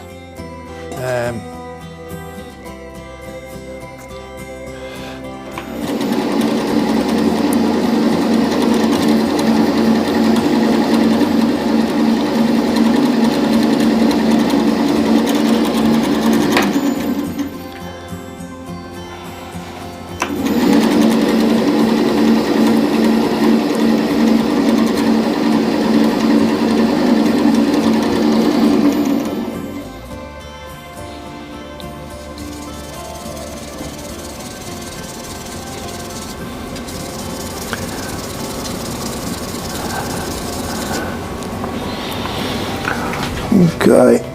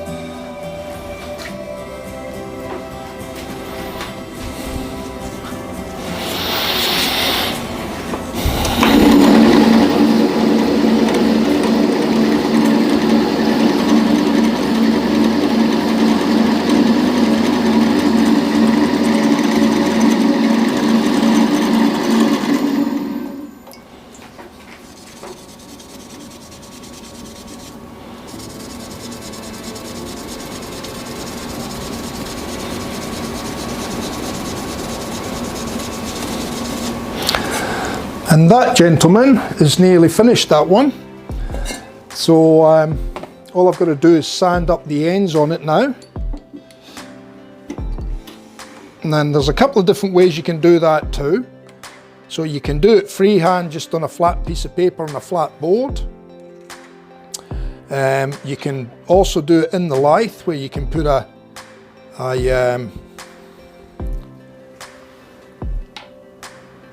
sanding pad in the headstock, and you can put a shaft on this end, and you can use that as a guide to slide on and off, so it keeps it nice and square, but keeps it central to the centre of the lathe. There's no right way or wrong way, it's just whatever you find works for you and what's best. That's the be all and end all of it all, really. It's what works for you and what works the best.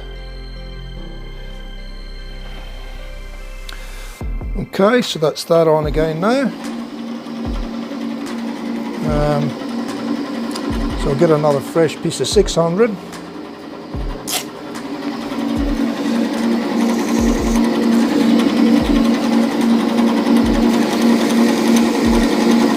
I think this one was much flatter to start with than the other ones, so we'll see when we have a look.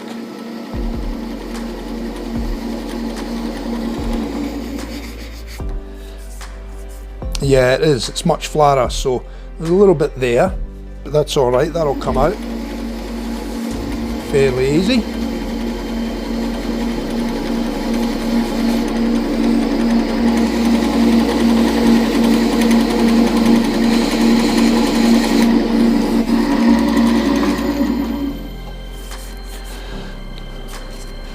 So we've got a little bit there.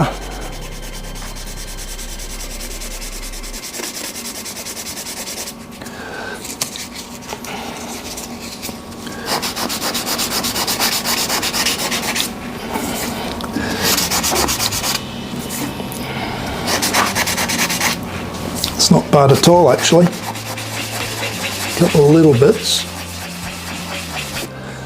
Just work a bit.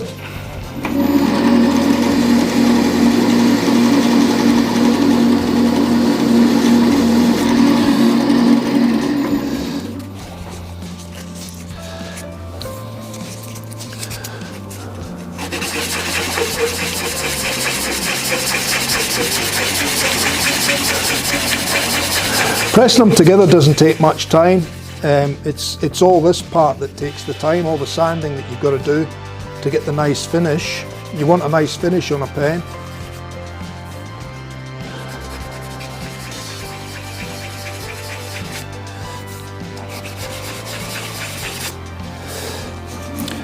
Okay, so that's reasonably good there now. Just give it one last little touch up.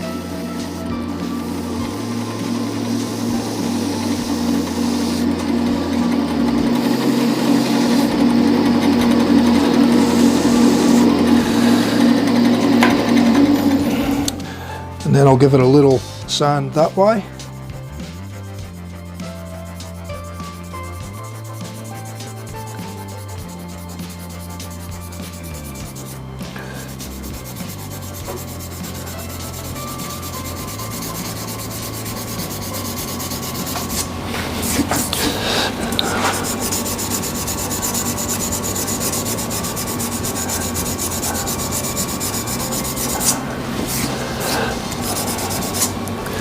That's pretty good there. Let's get rid of some of these scratches here.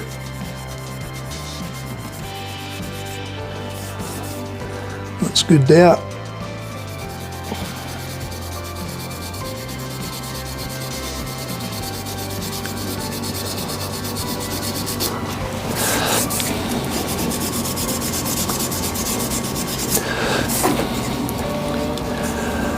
Couple of little scratches.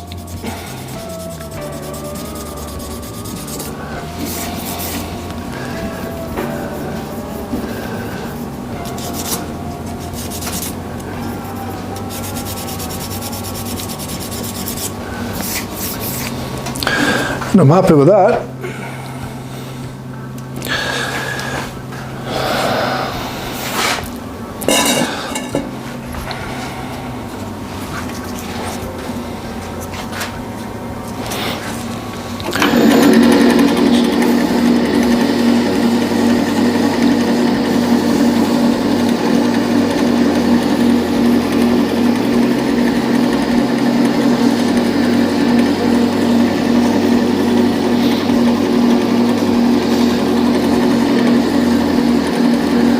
So this is the second one.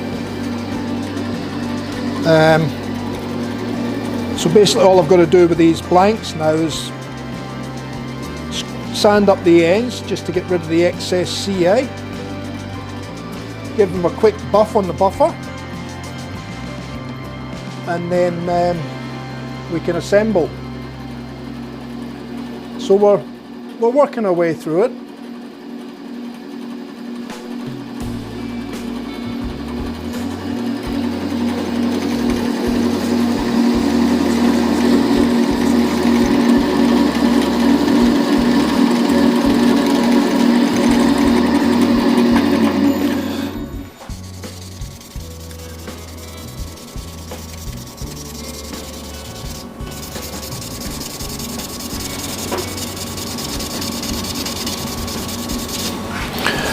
And we've got a nice even finish through that CI, so I'm happy with that.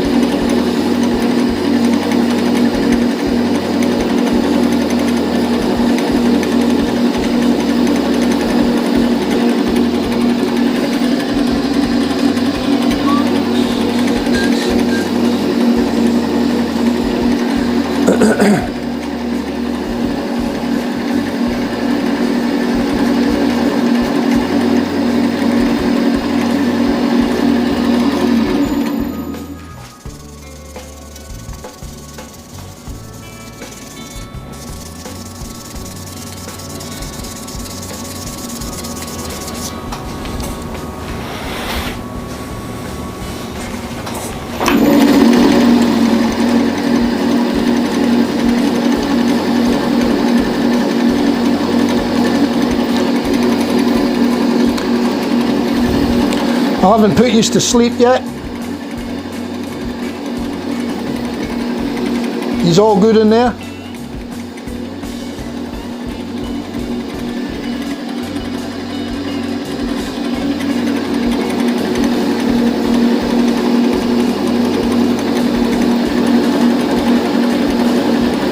Yeah, they should come up quite nice, Razor. I think the colour of the wood will go well with the gold. That's why I picked this particular timber, was just that it should marry up nicely with the gold fittings. And it's titanium gold and rhodium, I believe, rhodium accents. So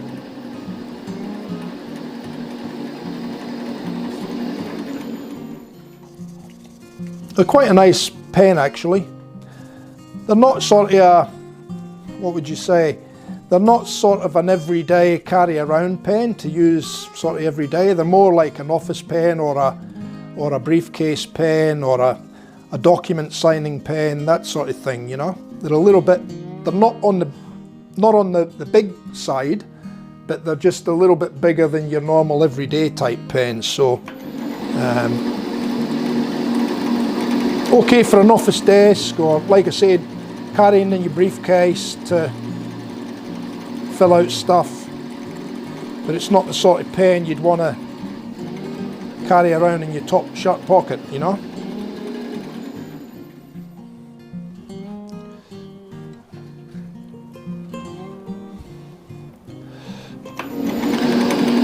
Cool, as long as they're enjoying it.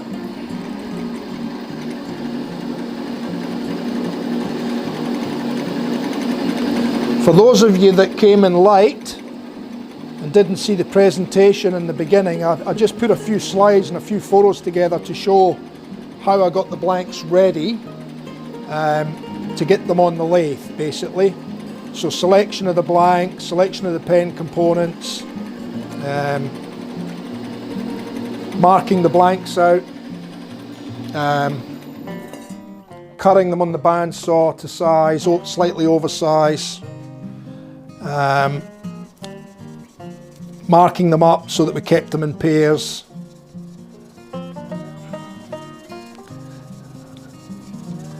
Squaring, what else did we do? Oh, we glued it showed you sanding the tubes, gluing the tubes in the blank,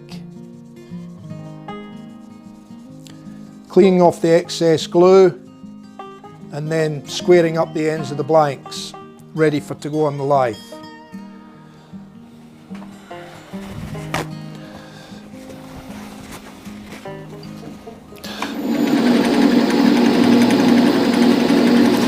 Get rid of all that water off the lathe.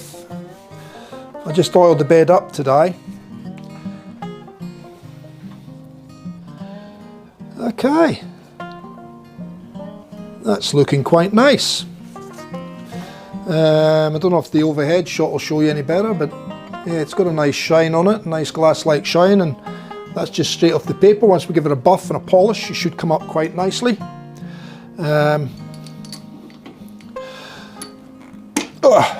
So we'll take them off now.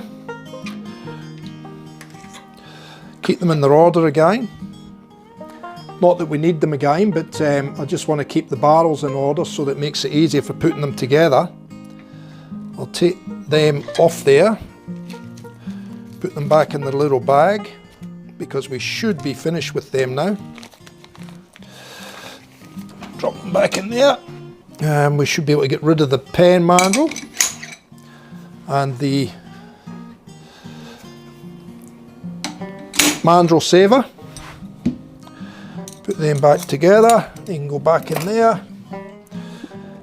I hope. Now, what do we have to do? We have to sand those ends square. Now I typically, and I don't think I've got any, I normally have a bigger sheet of sandpaper and I just hand sand them. But actually I'll need to take that off as well.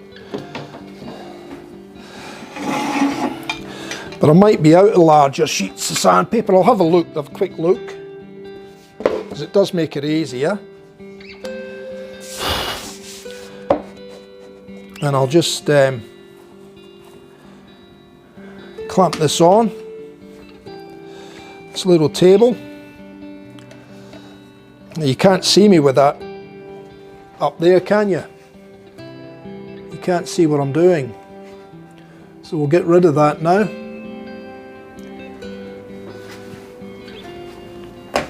And we'll go to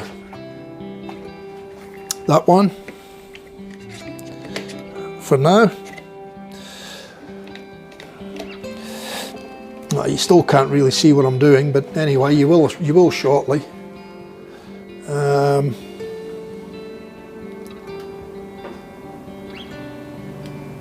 There we go. That'll be better. We'll cut to there now, so you get the down shot. Basically on these blanks there, and I'm just going to use these just to sort of keep them in place, keep them in order.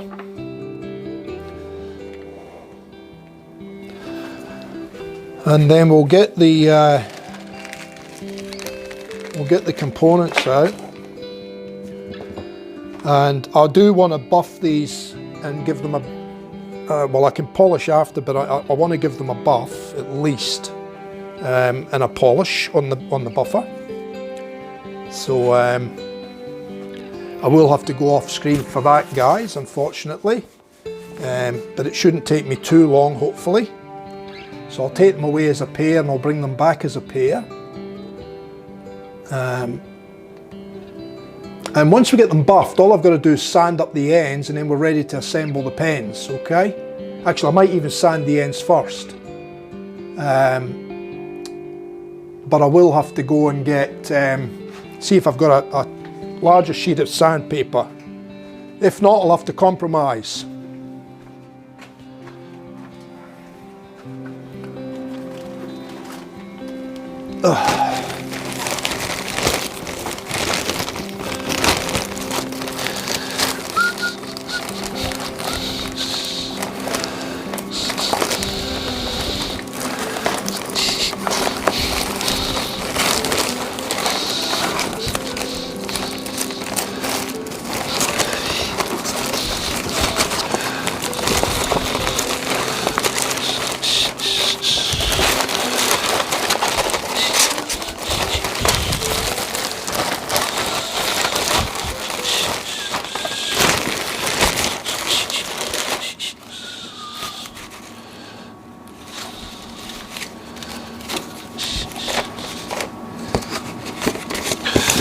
Uh, 120's gone.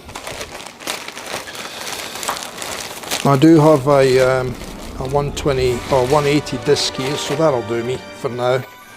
And I can always, that'll do. So I'm just going to take this one and I grab it lightly with my fingers and feel for the high spots and the bulky bits of the CI. And if I get you to look on that, you can see it's already square. And that's just for giving it a light rub. But I'm going to give it a little bit more just to make sure that she's nice and flat.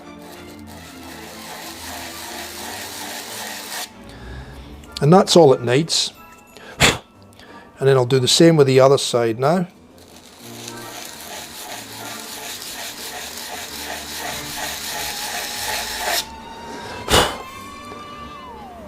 And that's that nice and flat. And I can't remember which way I picked it up now. I'm a shocker, am I? It was that way. Okay, so that's that one done. That's the center.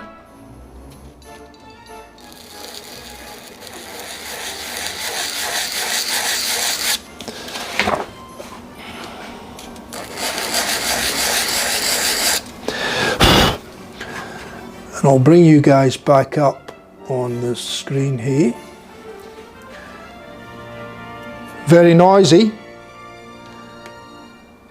Oh, nice, nice, nice. I thought something was wrong with the music there. I thought the music was too loud or something.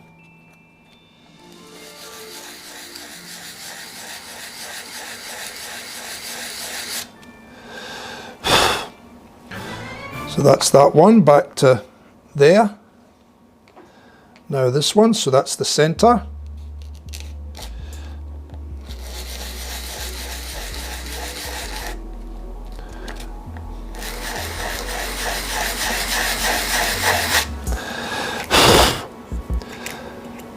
That's nice and flat again.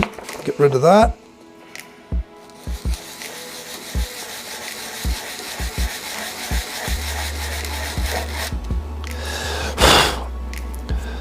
Nice and flat. That was the last one done. That was the center. Center.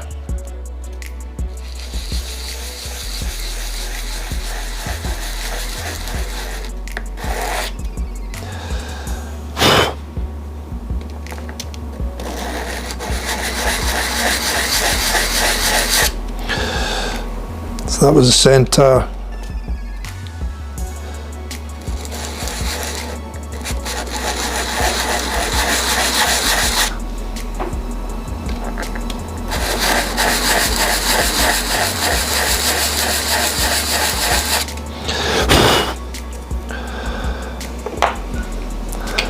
That's that. Okay, so I'll put that away, and what I'll do is I'll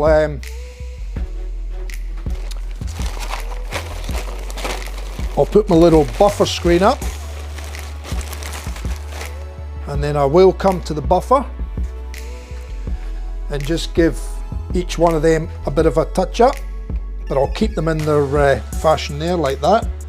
So guys, I'll leave you to have a bit of a chat, keep keep chatting away. I'll be right back with you shortly. And I'll just throw my little buffing notice up. Turn me off so that you're not putting up with my heavy breathing, and I'll just turn up the music a little bit for you.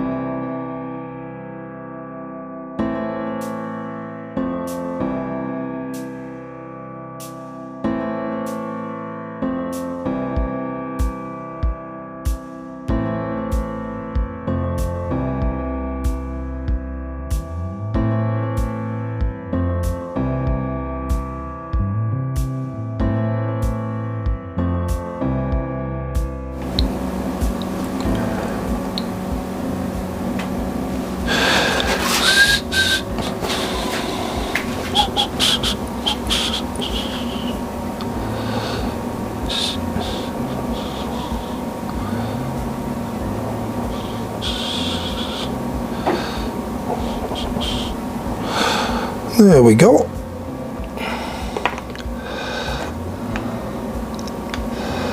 So that's fine. All polished up, ready to go. Let me get back to the chat.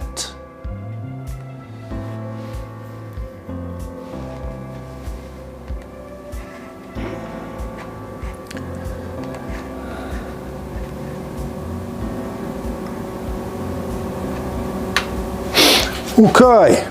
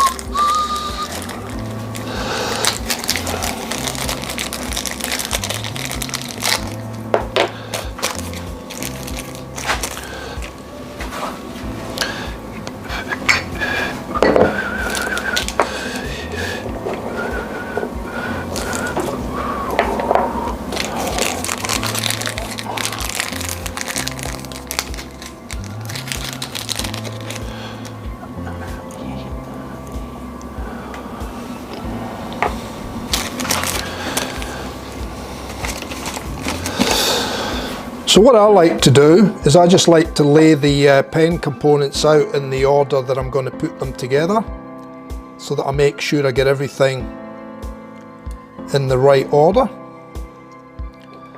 It can be confusing if you haven't done them before, as to making sure that you keep everything together to make sure that the grain lines up when you press the parts together. If you press it together in the wrong sequence, then you can end up with the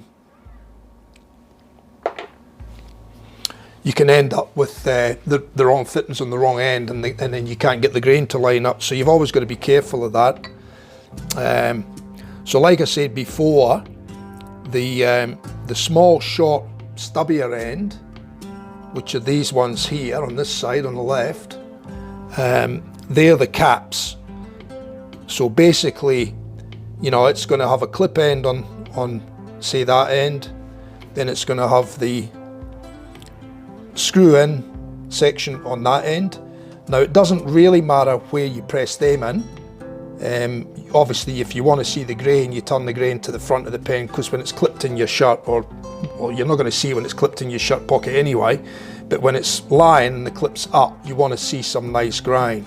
So that goes to the cap end, and then basically with these ones, that one goes to that end and that one goes to that end, because that's the nib, and the nib gets screwed up inside the cap. So you want the grain to line up when the cap and the pen are actually screwed together, and that's the way you want to make sure that you put your parts. So that one will get screwed in that way, the cap will go on there, that's that little dumpy tube, and then this one, the nib end will get pressed in this end, and the cap end of the pen will be on this end. Okay, so you can use the lathe to do this too. You can put things in the headstock and in the tailstock, and you can wind your tailstock in, and that'll push the pen parts together into the tubes. I've got a little pen press here that I tend to use just for easiness. It's a little bit worse for wear now, but it still does the job. Sometimes it's not the easiest or the best, but you know, it does the job, so I just work with that. Now the only other thing I'm going to do is I'm just going to go and grab a rat's tail file, because I just want to make sure that there is nothing in the tubes before I press the components in, because if I press the components in and there's excess glue or anything in the end of the tube, it can cause the blank to crack. So you crack your finish, you crack your timber, and it's, you know, that's the pen irreparable most of the time after that. So you don't want that to happen when you've put this much work into it.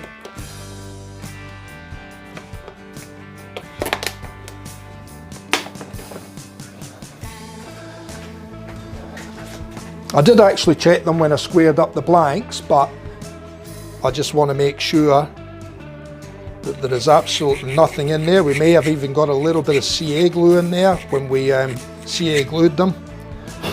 So I just want to make sure that there's nothing there at all. And I just hold the tube flat against the file and just turn the tube in my hand just to make sure that we're covering the whole rim. I do have a little arrasing tool, a deburrer, and I have used that on these as well. So the tubes are actually very slightly tapered on the end just to help the tube start on the fitting.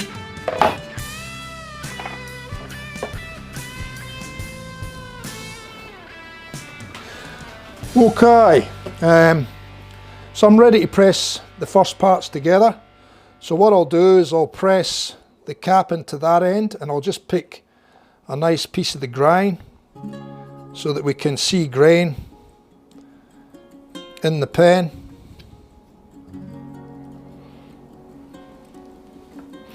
And I need a spacer now because that I haven't got enough spacer in there, so all I do with that is get a small piece of timber, be right back, like a pen blank or something like that. And I've probably put them all away that I had up here. I have too. Oh, there's one. There's one, we'll grab that.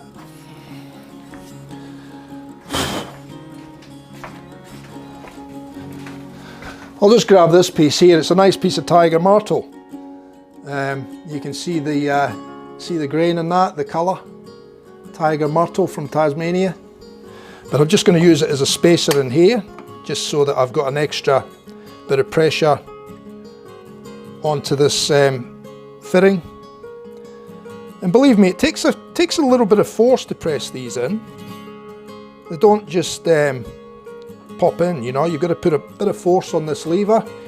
I will change to the other camera shortly so you can get a different view. So let me just zoom this one out so you can probably see a little bit more of the table around us here.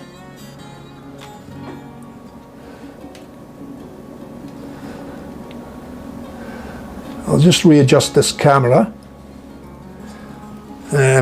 It won't allow, I'll let you see what's going on.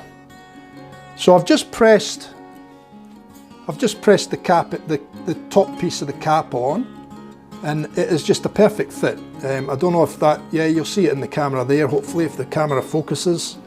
So you can see how that technique of taking it down to the steel bushings, then taking it off the steel bushings, putting it onto the nylon bushings, sanding it, finishing it, sanding it, and then putting it back on, and it just brings that up so that you've got a perfect fit and finish on your fittings. Okay, so now all I'm going to do is I'm going to press this end in, and we've got a nice ornate piece in the top of the pen, so I'm going to do it the other way, and I'll use just the edge of that centre band against the flat metal surface. And this is the big thing here too, always make sure that you get them going in square. If they go in squint, again, you can crack your blanks, and then it's, you know, back to the drawing board again. And again, we've got an absolutely perfect fit and finish. If I can get that in the camera there. There we go. You've got a perfect fit and finish at either end of that. And that's a finished cap now. So we've got the cap, the clip, and the centre band. And now what we're going to do is we're actually going to take I'm going to take this one here and screw that onto there.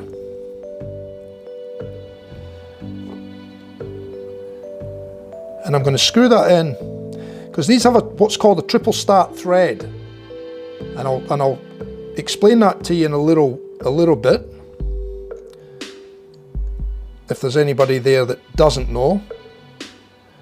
And now all I'm doing is I'm just lining up my grain again here, so that when I do press these together, the grain is going to line up. Now that I've pressed that on by hand, I can actually unscrew that, and that's where I want to press that on, because when the pen is screwed into the cap, the grain should line up from one piece to the next piece. So now all I'm going to do is I'm going to sit that back in there, and I'm going to press that in and make sure that we press it in nice and square. I might need my spacer again.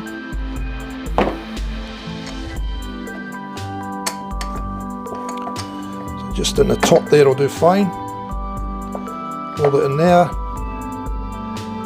and then I'm just going to bring that thread in so that it's nice and tight, firmly home. And again, if I let you see that close up, I should actually change to, I'll change to camera 2 for that. And again, you can see that we've got a perfect fit and finish all the way around the pen there. So the timber is the same size as the metal, okay?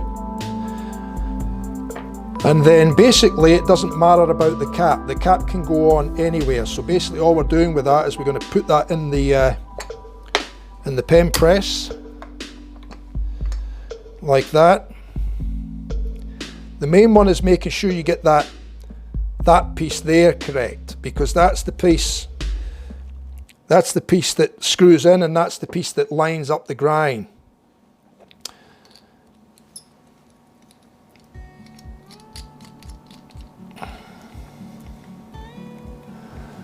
And there's our finished pen. And again, we've got nice fit here, we've got nice fit here, fit and finish. We've got a lovely fountain pen nib on that, as you can see there. And now when I screw this in, we should actually get the grain to line up. And if it doesn't, all you do is put a little bit of pressure on and turn it back till you hear a click. And feel a click. There we go. That was a click, still not quite right. Click. Still not quite right.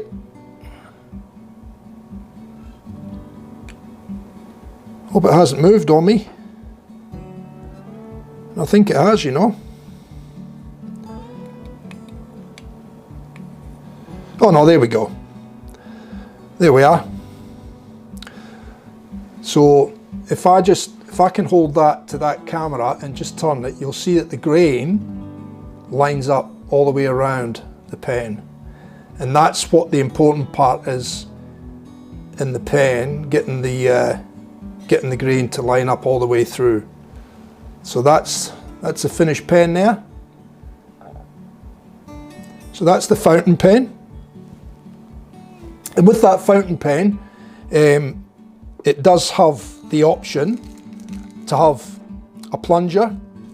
So you can put a plunger for pulling ink up into that out of a bottle, and you can also put cartridges in it.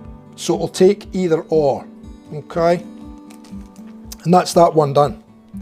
So let me just lay that aside for now, somewhere where it's not going to get bumped or bashed up. And I'll lay that out the side, and we'll get the other components out now for the rollerball. So the rollerball has a Schmidt safety ceramic roller, and it's triple light fine. They write absolutely beautifully. Just get rid of the bags for now.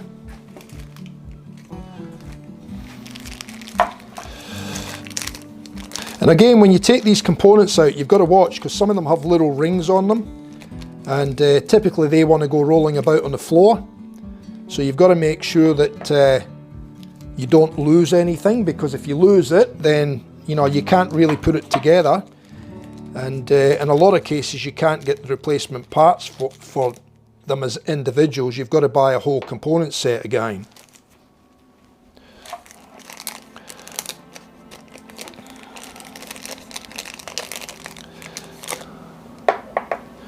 So again, you'll see I'm laying them out in the order that I'm actually going to press it together, and that just keeps me right and makes sure that I focus on getting the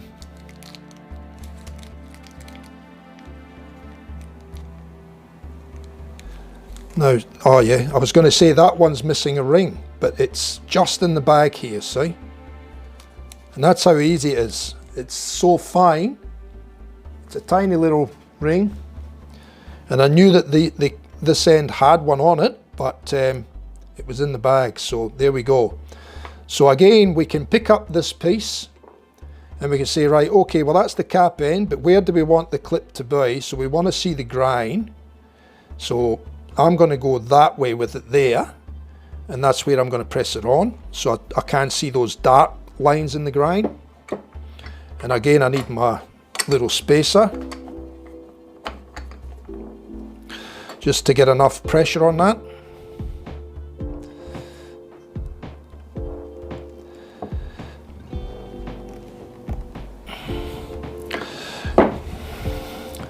And again, we've got a lovely fit and finish there, as you can see in the camera.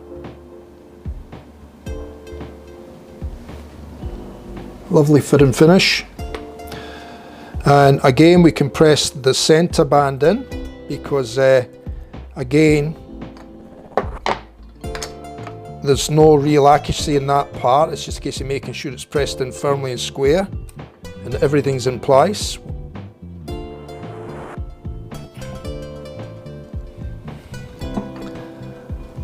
And again, lovely fit. So that's the cap done. So that sits that way now.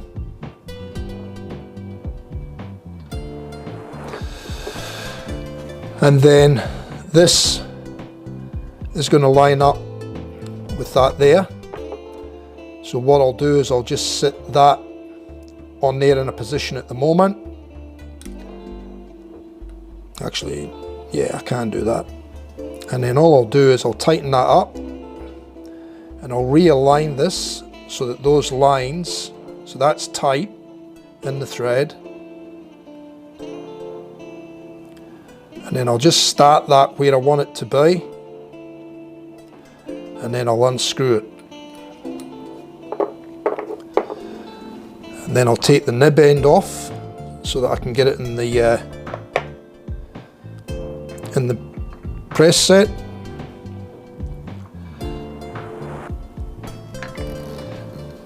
And I'm going to need my spacer again.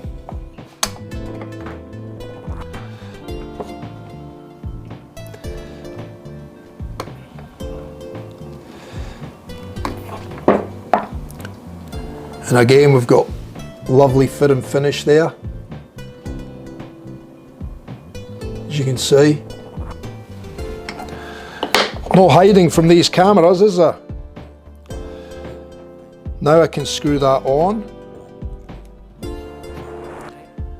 and now I can just place this on in any position. Well, actually I need to take that off till I press it together.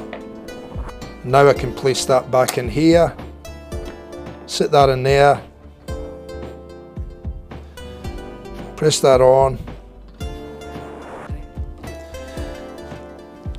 bit of pressure, and again, lovely fit and finish. Now I can screw the, well, I should put the refill in, but I'm going to leave the refill out because I don't want it to dry out, because this, I'll actually put these pens up for sale. And again, now we can screw the parts together, and if the grain doesn't line up, we just do the same as what we done the last time. Wait until we feel the click.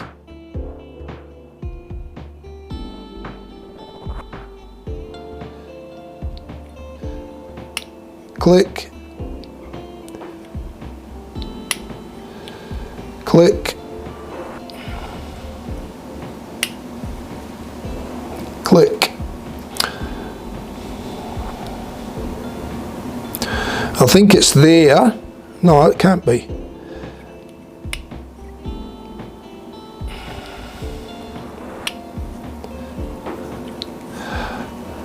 I'm trying to find out where it is.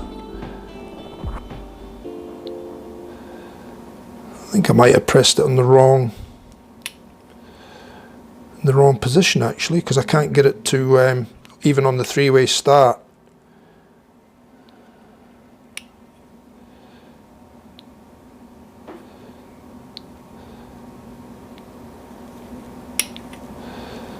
Let me check. No. No. I must have pressed it in the wrong position, guys. I mustn't have had that correct in the position where it should have been.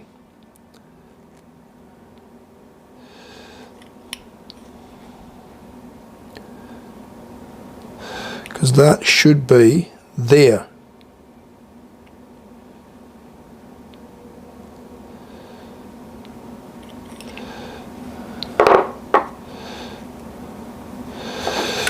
So, I don't know how I managed that, but anyway, I think I've managed it.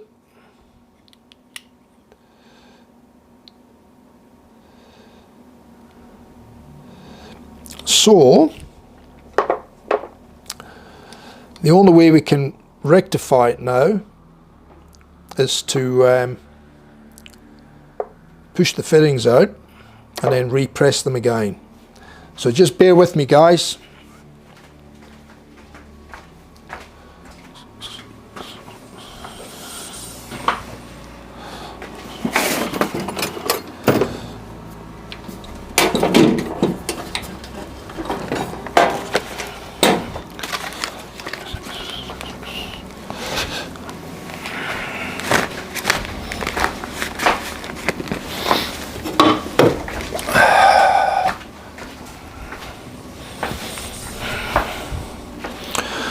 So what I'm going to do is I'm actually going to try and see if I can separate the parts again now.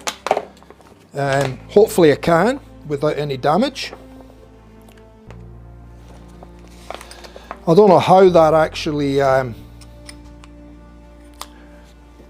done that.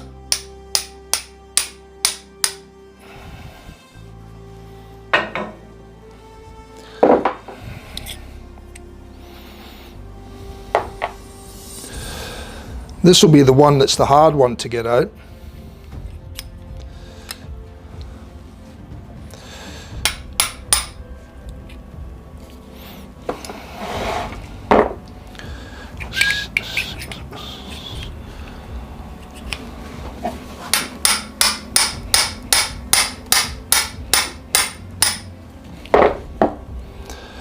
So there we go. So now what I've got to do is I've just got to try and get that position again and make sure that I get it lined up this time properly. So I'll need to check and double check.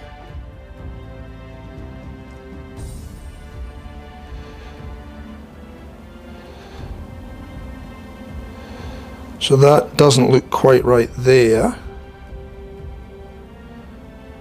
That doesn't look quite right there.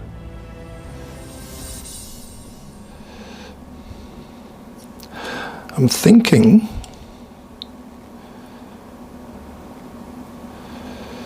no. There we are. It's actually a confusing. It's a very confusing grind.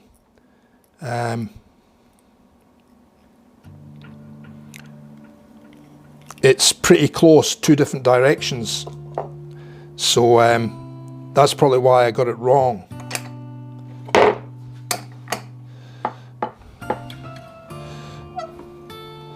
The pattern sort of repeats, but it's slightly out one side to the other.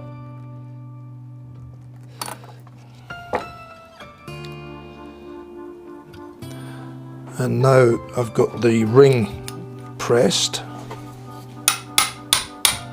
So I want to free that ring. That's it.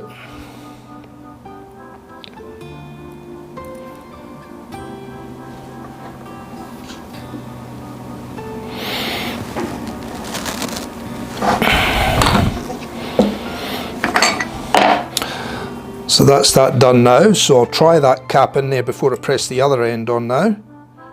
So that's not right that way, not right that way.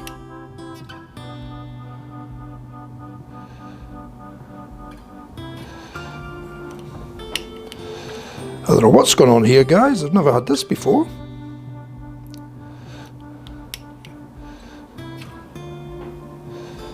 Ah, there we go.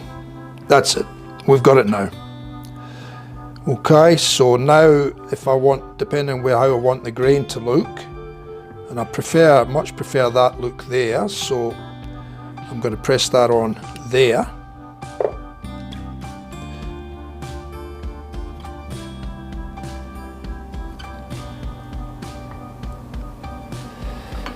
And I need my spacer in.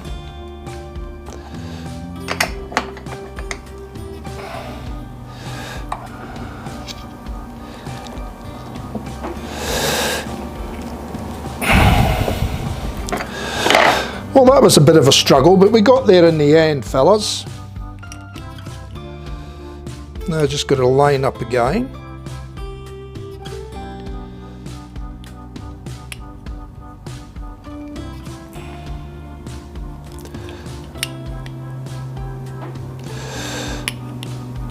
Actually, I think that was it there.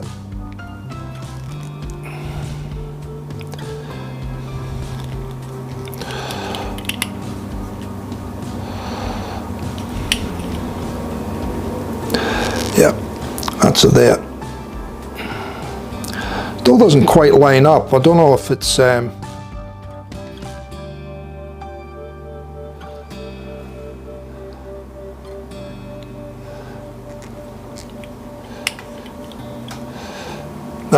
we are.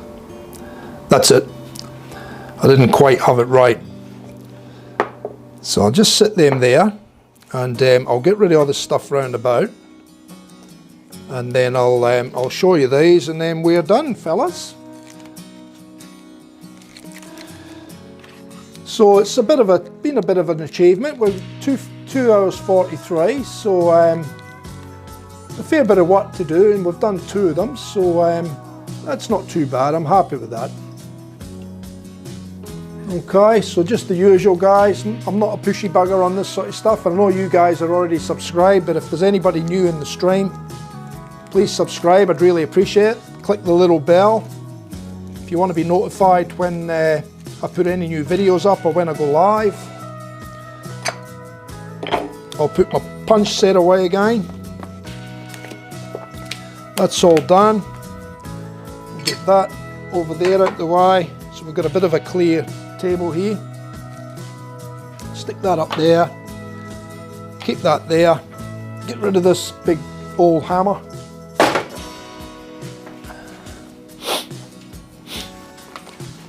Offload the punch set somewhere for now, so we've got a nice clean bench to work on.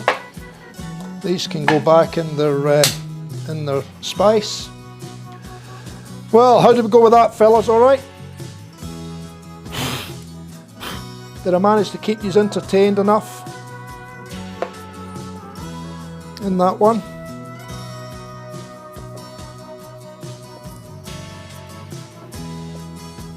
I'm just trying to see if I can get this pen to balance there so you can see them. Alright, I'll go to camera 3 and I'll see if I can zoom in on those for you, give you a better idea. The pens, just give me 2 seconds till I turn that a bit.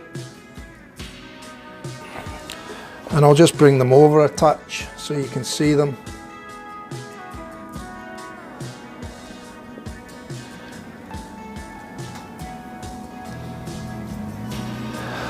There you go, fellas. couple of really nice African Zebrano.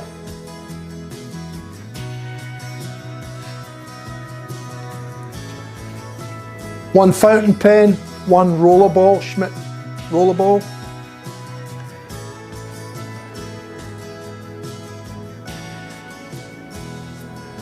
I'm not sure, Grey Dog, to be honest.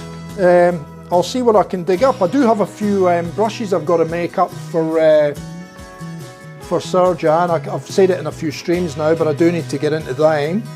And I do have a couple of brushes. I've got a chameleon, a hybrid chameleon to do for a fellow. He's already been waiting for a couple of weeks now, so I'll have to get onto his one. I've got timber stabilising, plus I've got some stabilising there, so I will have to cast his one up and do the chameleon and everything on it. So I will have to do probably those. I mean, they're my customer ones, so I've got that one, and I've got another one to do in red, which is like Ferrari red, with a special engraved logo on the bottom. So I've got those two to do, so I'll probably have to try and prioritise a little bit here, and I might have to get them done. So if I can't get them done in between streams, I'll have to do them in a stream. Failing that, if I can do them out with the stream, then I'm open to suggestions and ideas. So yeah, so it's we'll take things from there. I will, you know, if nothing comes up from now, I mean, I've got a couple of days just to think about what we're going to do. I do want to fix up. I do want to do something with all these other chameleon blanks that I've done. But I think my idea on them is I'm going to try and do a different top on them. Maybe do an acrylic top. So, you know, we'll see how we go with them. But anyway, look guys, I've tied up enough of your time. I hope you like the pens, something different to making brushes all the time. It's been a while since I've actually made a pen. I mean, I've made hundreds and hundreds and hundreds of pens over, you know, I mean, I used to have Perfect Pens and Pencils was my primary business. And I used to ship stuff all over the world and supplied a lot of the pen makers in Australia and overseas. But I've now sold all that up. I did keep a little bit of a private stash for myself, so these have come from my private stash and out of my private stash timber as well. And I do have a lot more. So I mean, I can do more pens down the track. You know, I might find something else. I might do a bottle opener or, you know, something like that next time. But we'll see how we go anyway. But like I said, I've got a fair bit on, so I've got to try and get rid of, I've got to try and get on to and get on top of those couple of brushes that I've got orders for. And then I've got to do Sir Jan's stuff, so I'll just have to see. I'm kind of swamped at the moment because my SES training's taken up a fair bit of time over the next couple of weeks. I've got a couple of full weekend training sessions to go, plus I still have my Wednesday nights, and there's the occasional other course here and there. So I'm a little bit swamped at the moment, but I'm getting nearer the pointy end now where all my training for the SES will be practically done. So that will allow me to free up a little bit as well, unless we end up getting lots of activations, obviously. But anyway, we'll see how we go, fellas. I'm sure if you don't come up with anything for me, I'll think of something between now and the next stream. So the next stream will be Tuesday, fellas, Tuesday night, and we'll see how we go with that one. Yeah, I'll find something. Don't worry about that. We've got plenty to do, so we'll definitely find something for you. Anyway, once again, guys, thanks for dropping in. Thanks for sticking in there with me. I hope you enjoyed seeing the two pens being made, basically from scratch right through to finished item. I can honestly say they're a perfect fit and finish. The CA finish on it is just immaculate. I'll try and get a couple of nice photographs and put them up as well. And I'm really pleased that I went with that African Zebrano, because it matches the gold and the rhodium absolutely perfectly. It just the really looks stunning. So yeah, but anyway guys, that's enough from me. Like I said, thanks for coming in the stream guys, hope you've enjoyed it, and until next time, Tuesday night, take care, eh? We'll go offline, shut the garage door down, and we're away. See you fellas. We got the wrong one up again, look at that, gee whiz, eh? See you guys.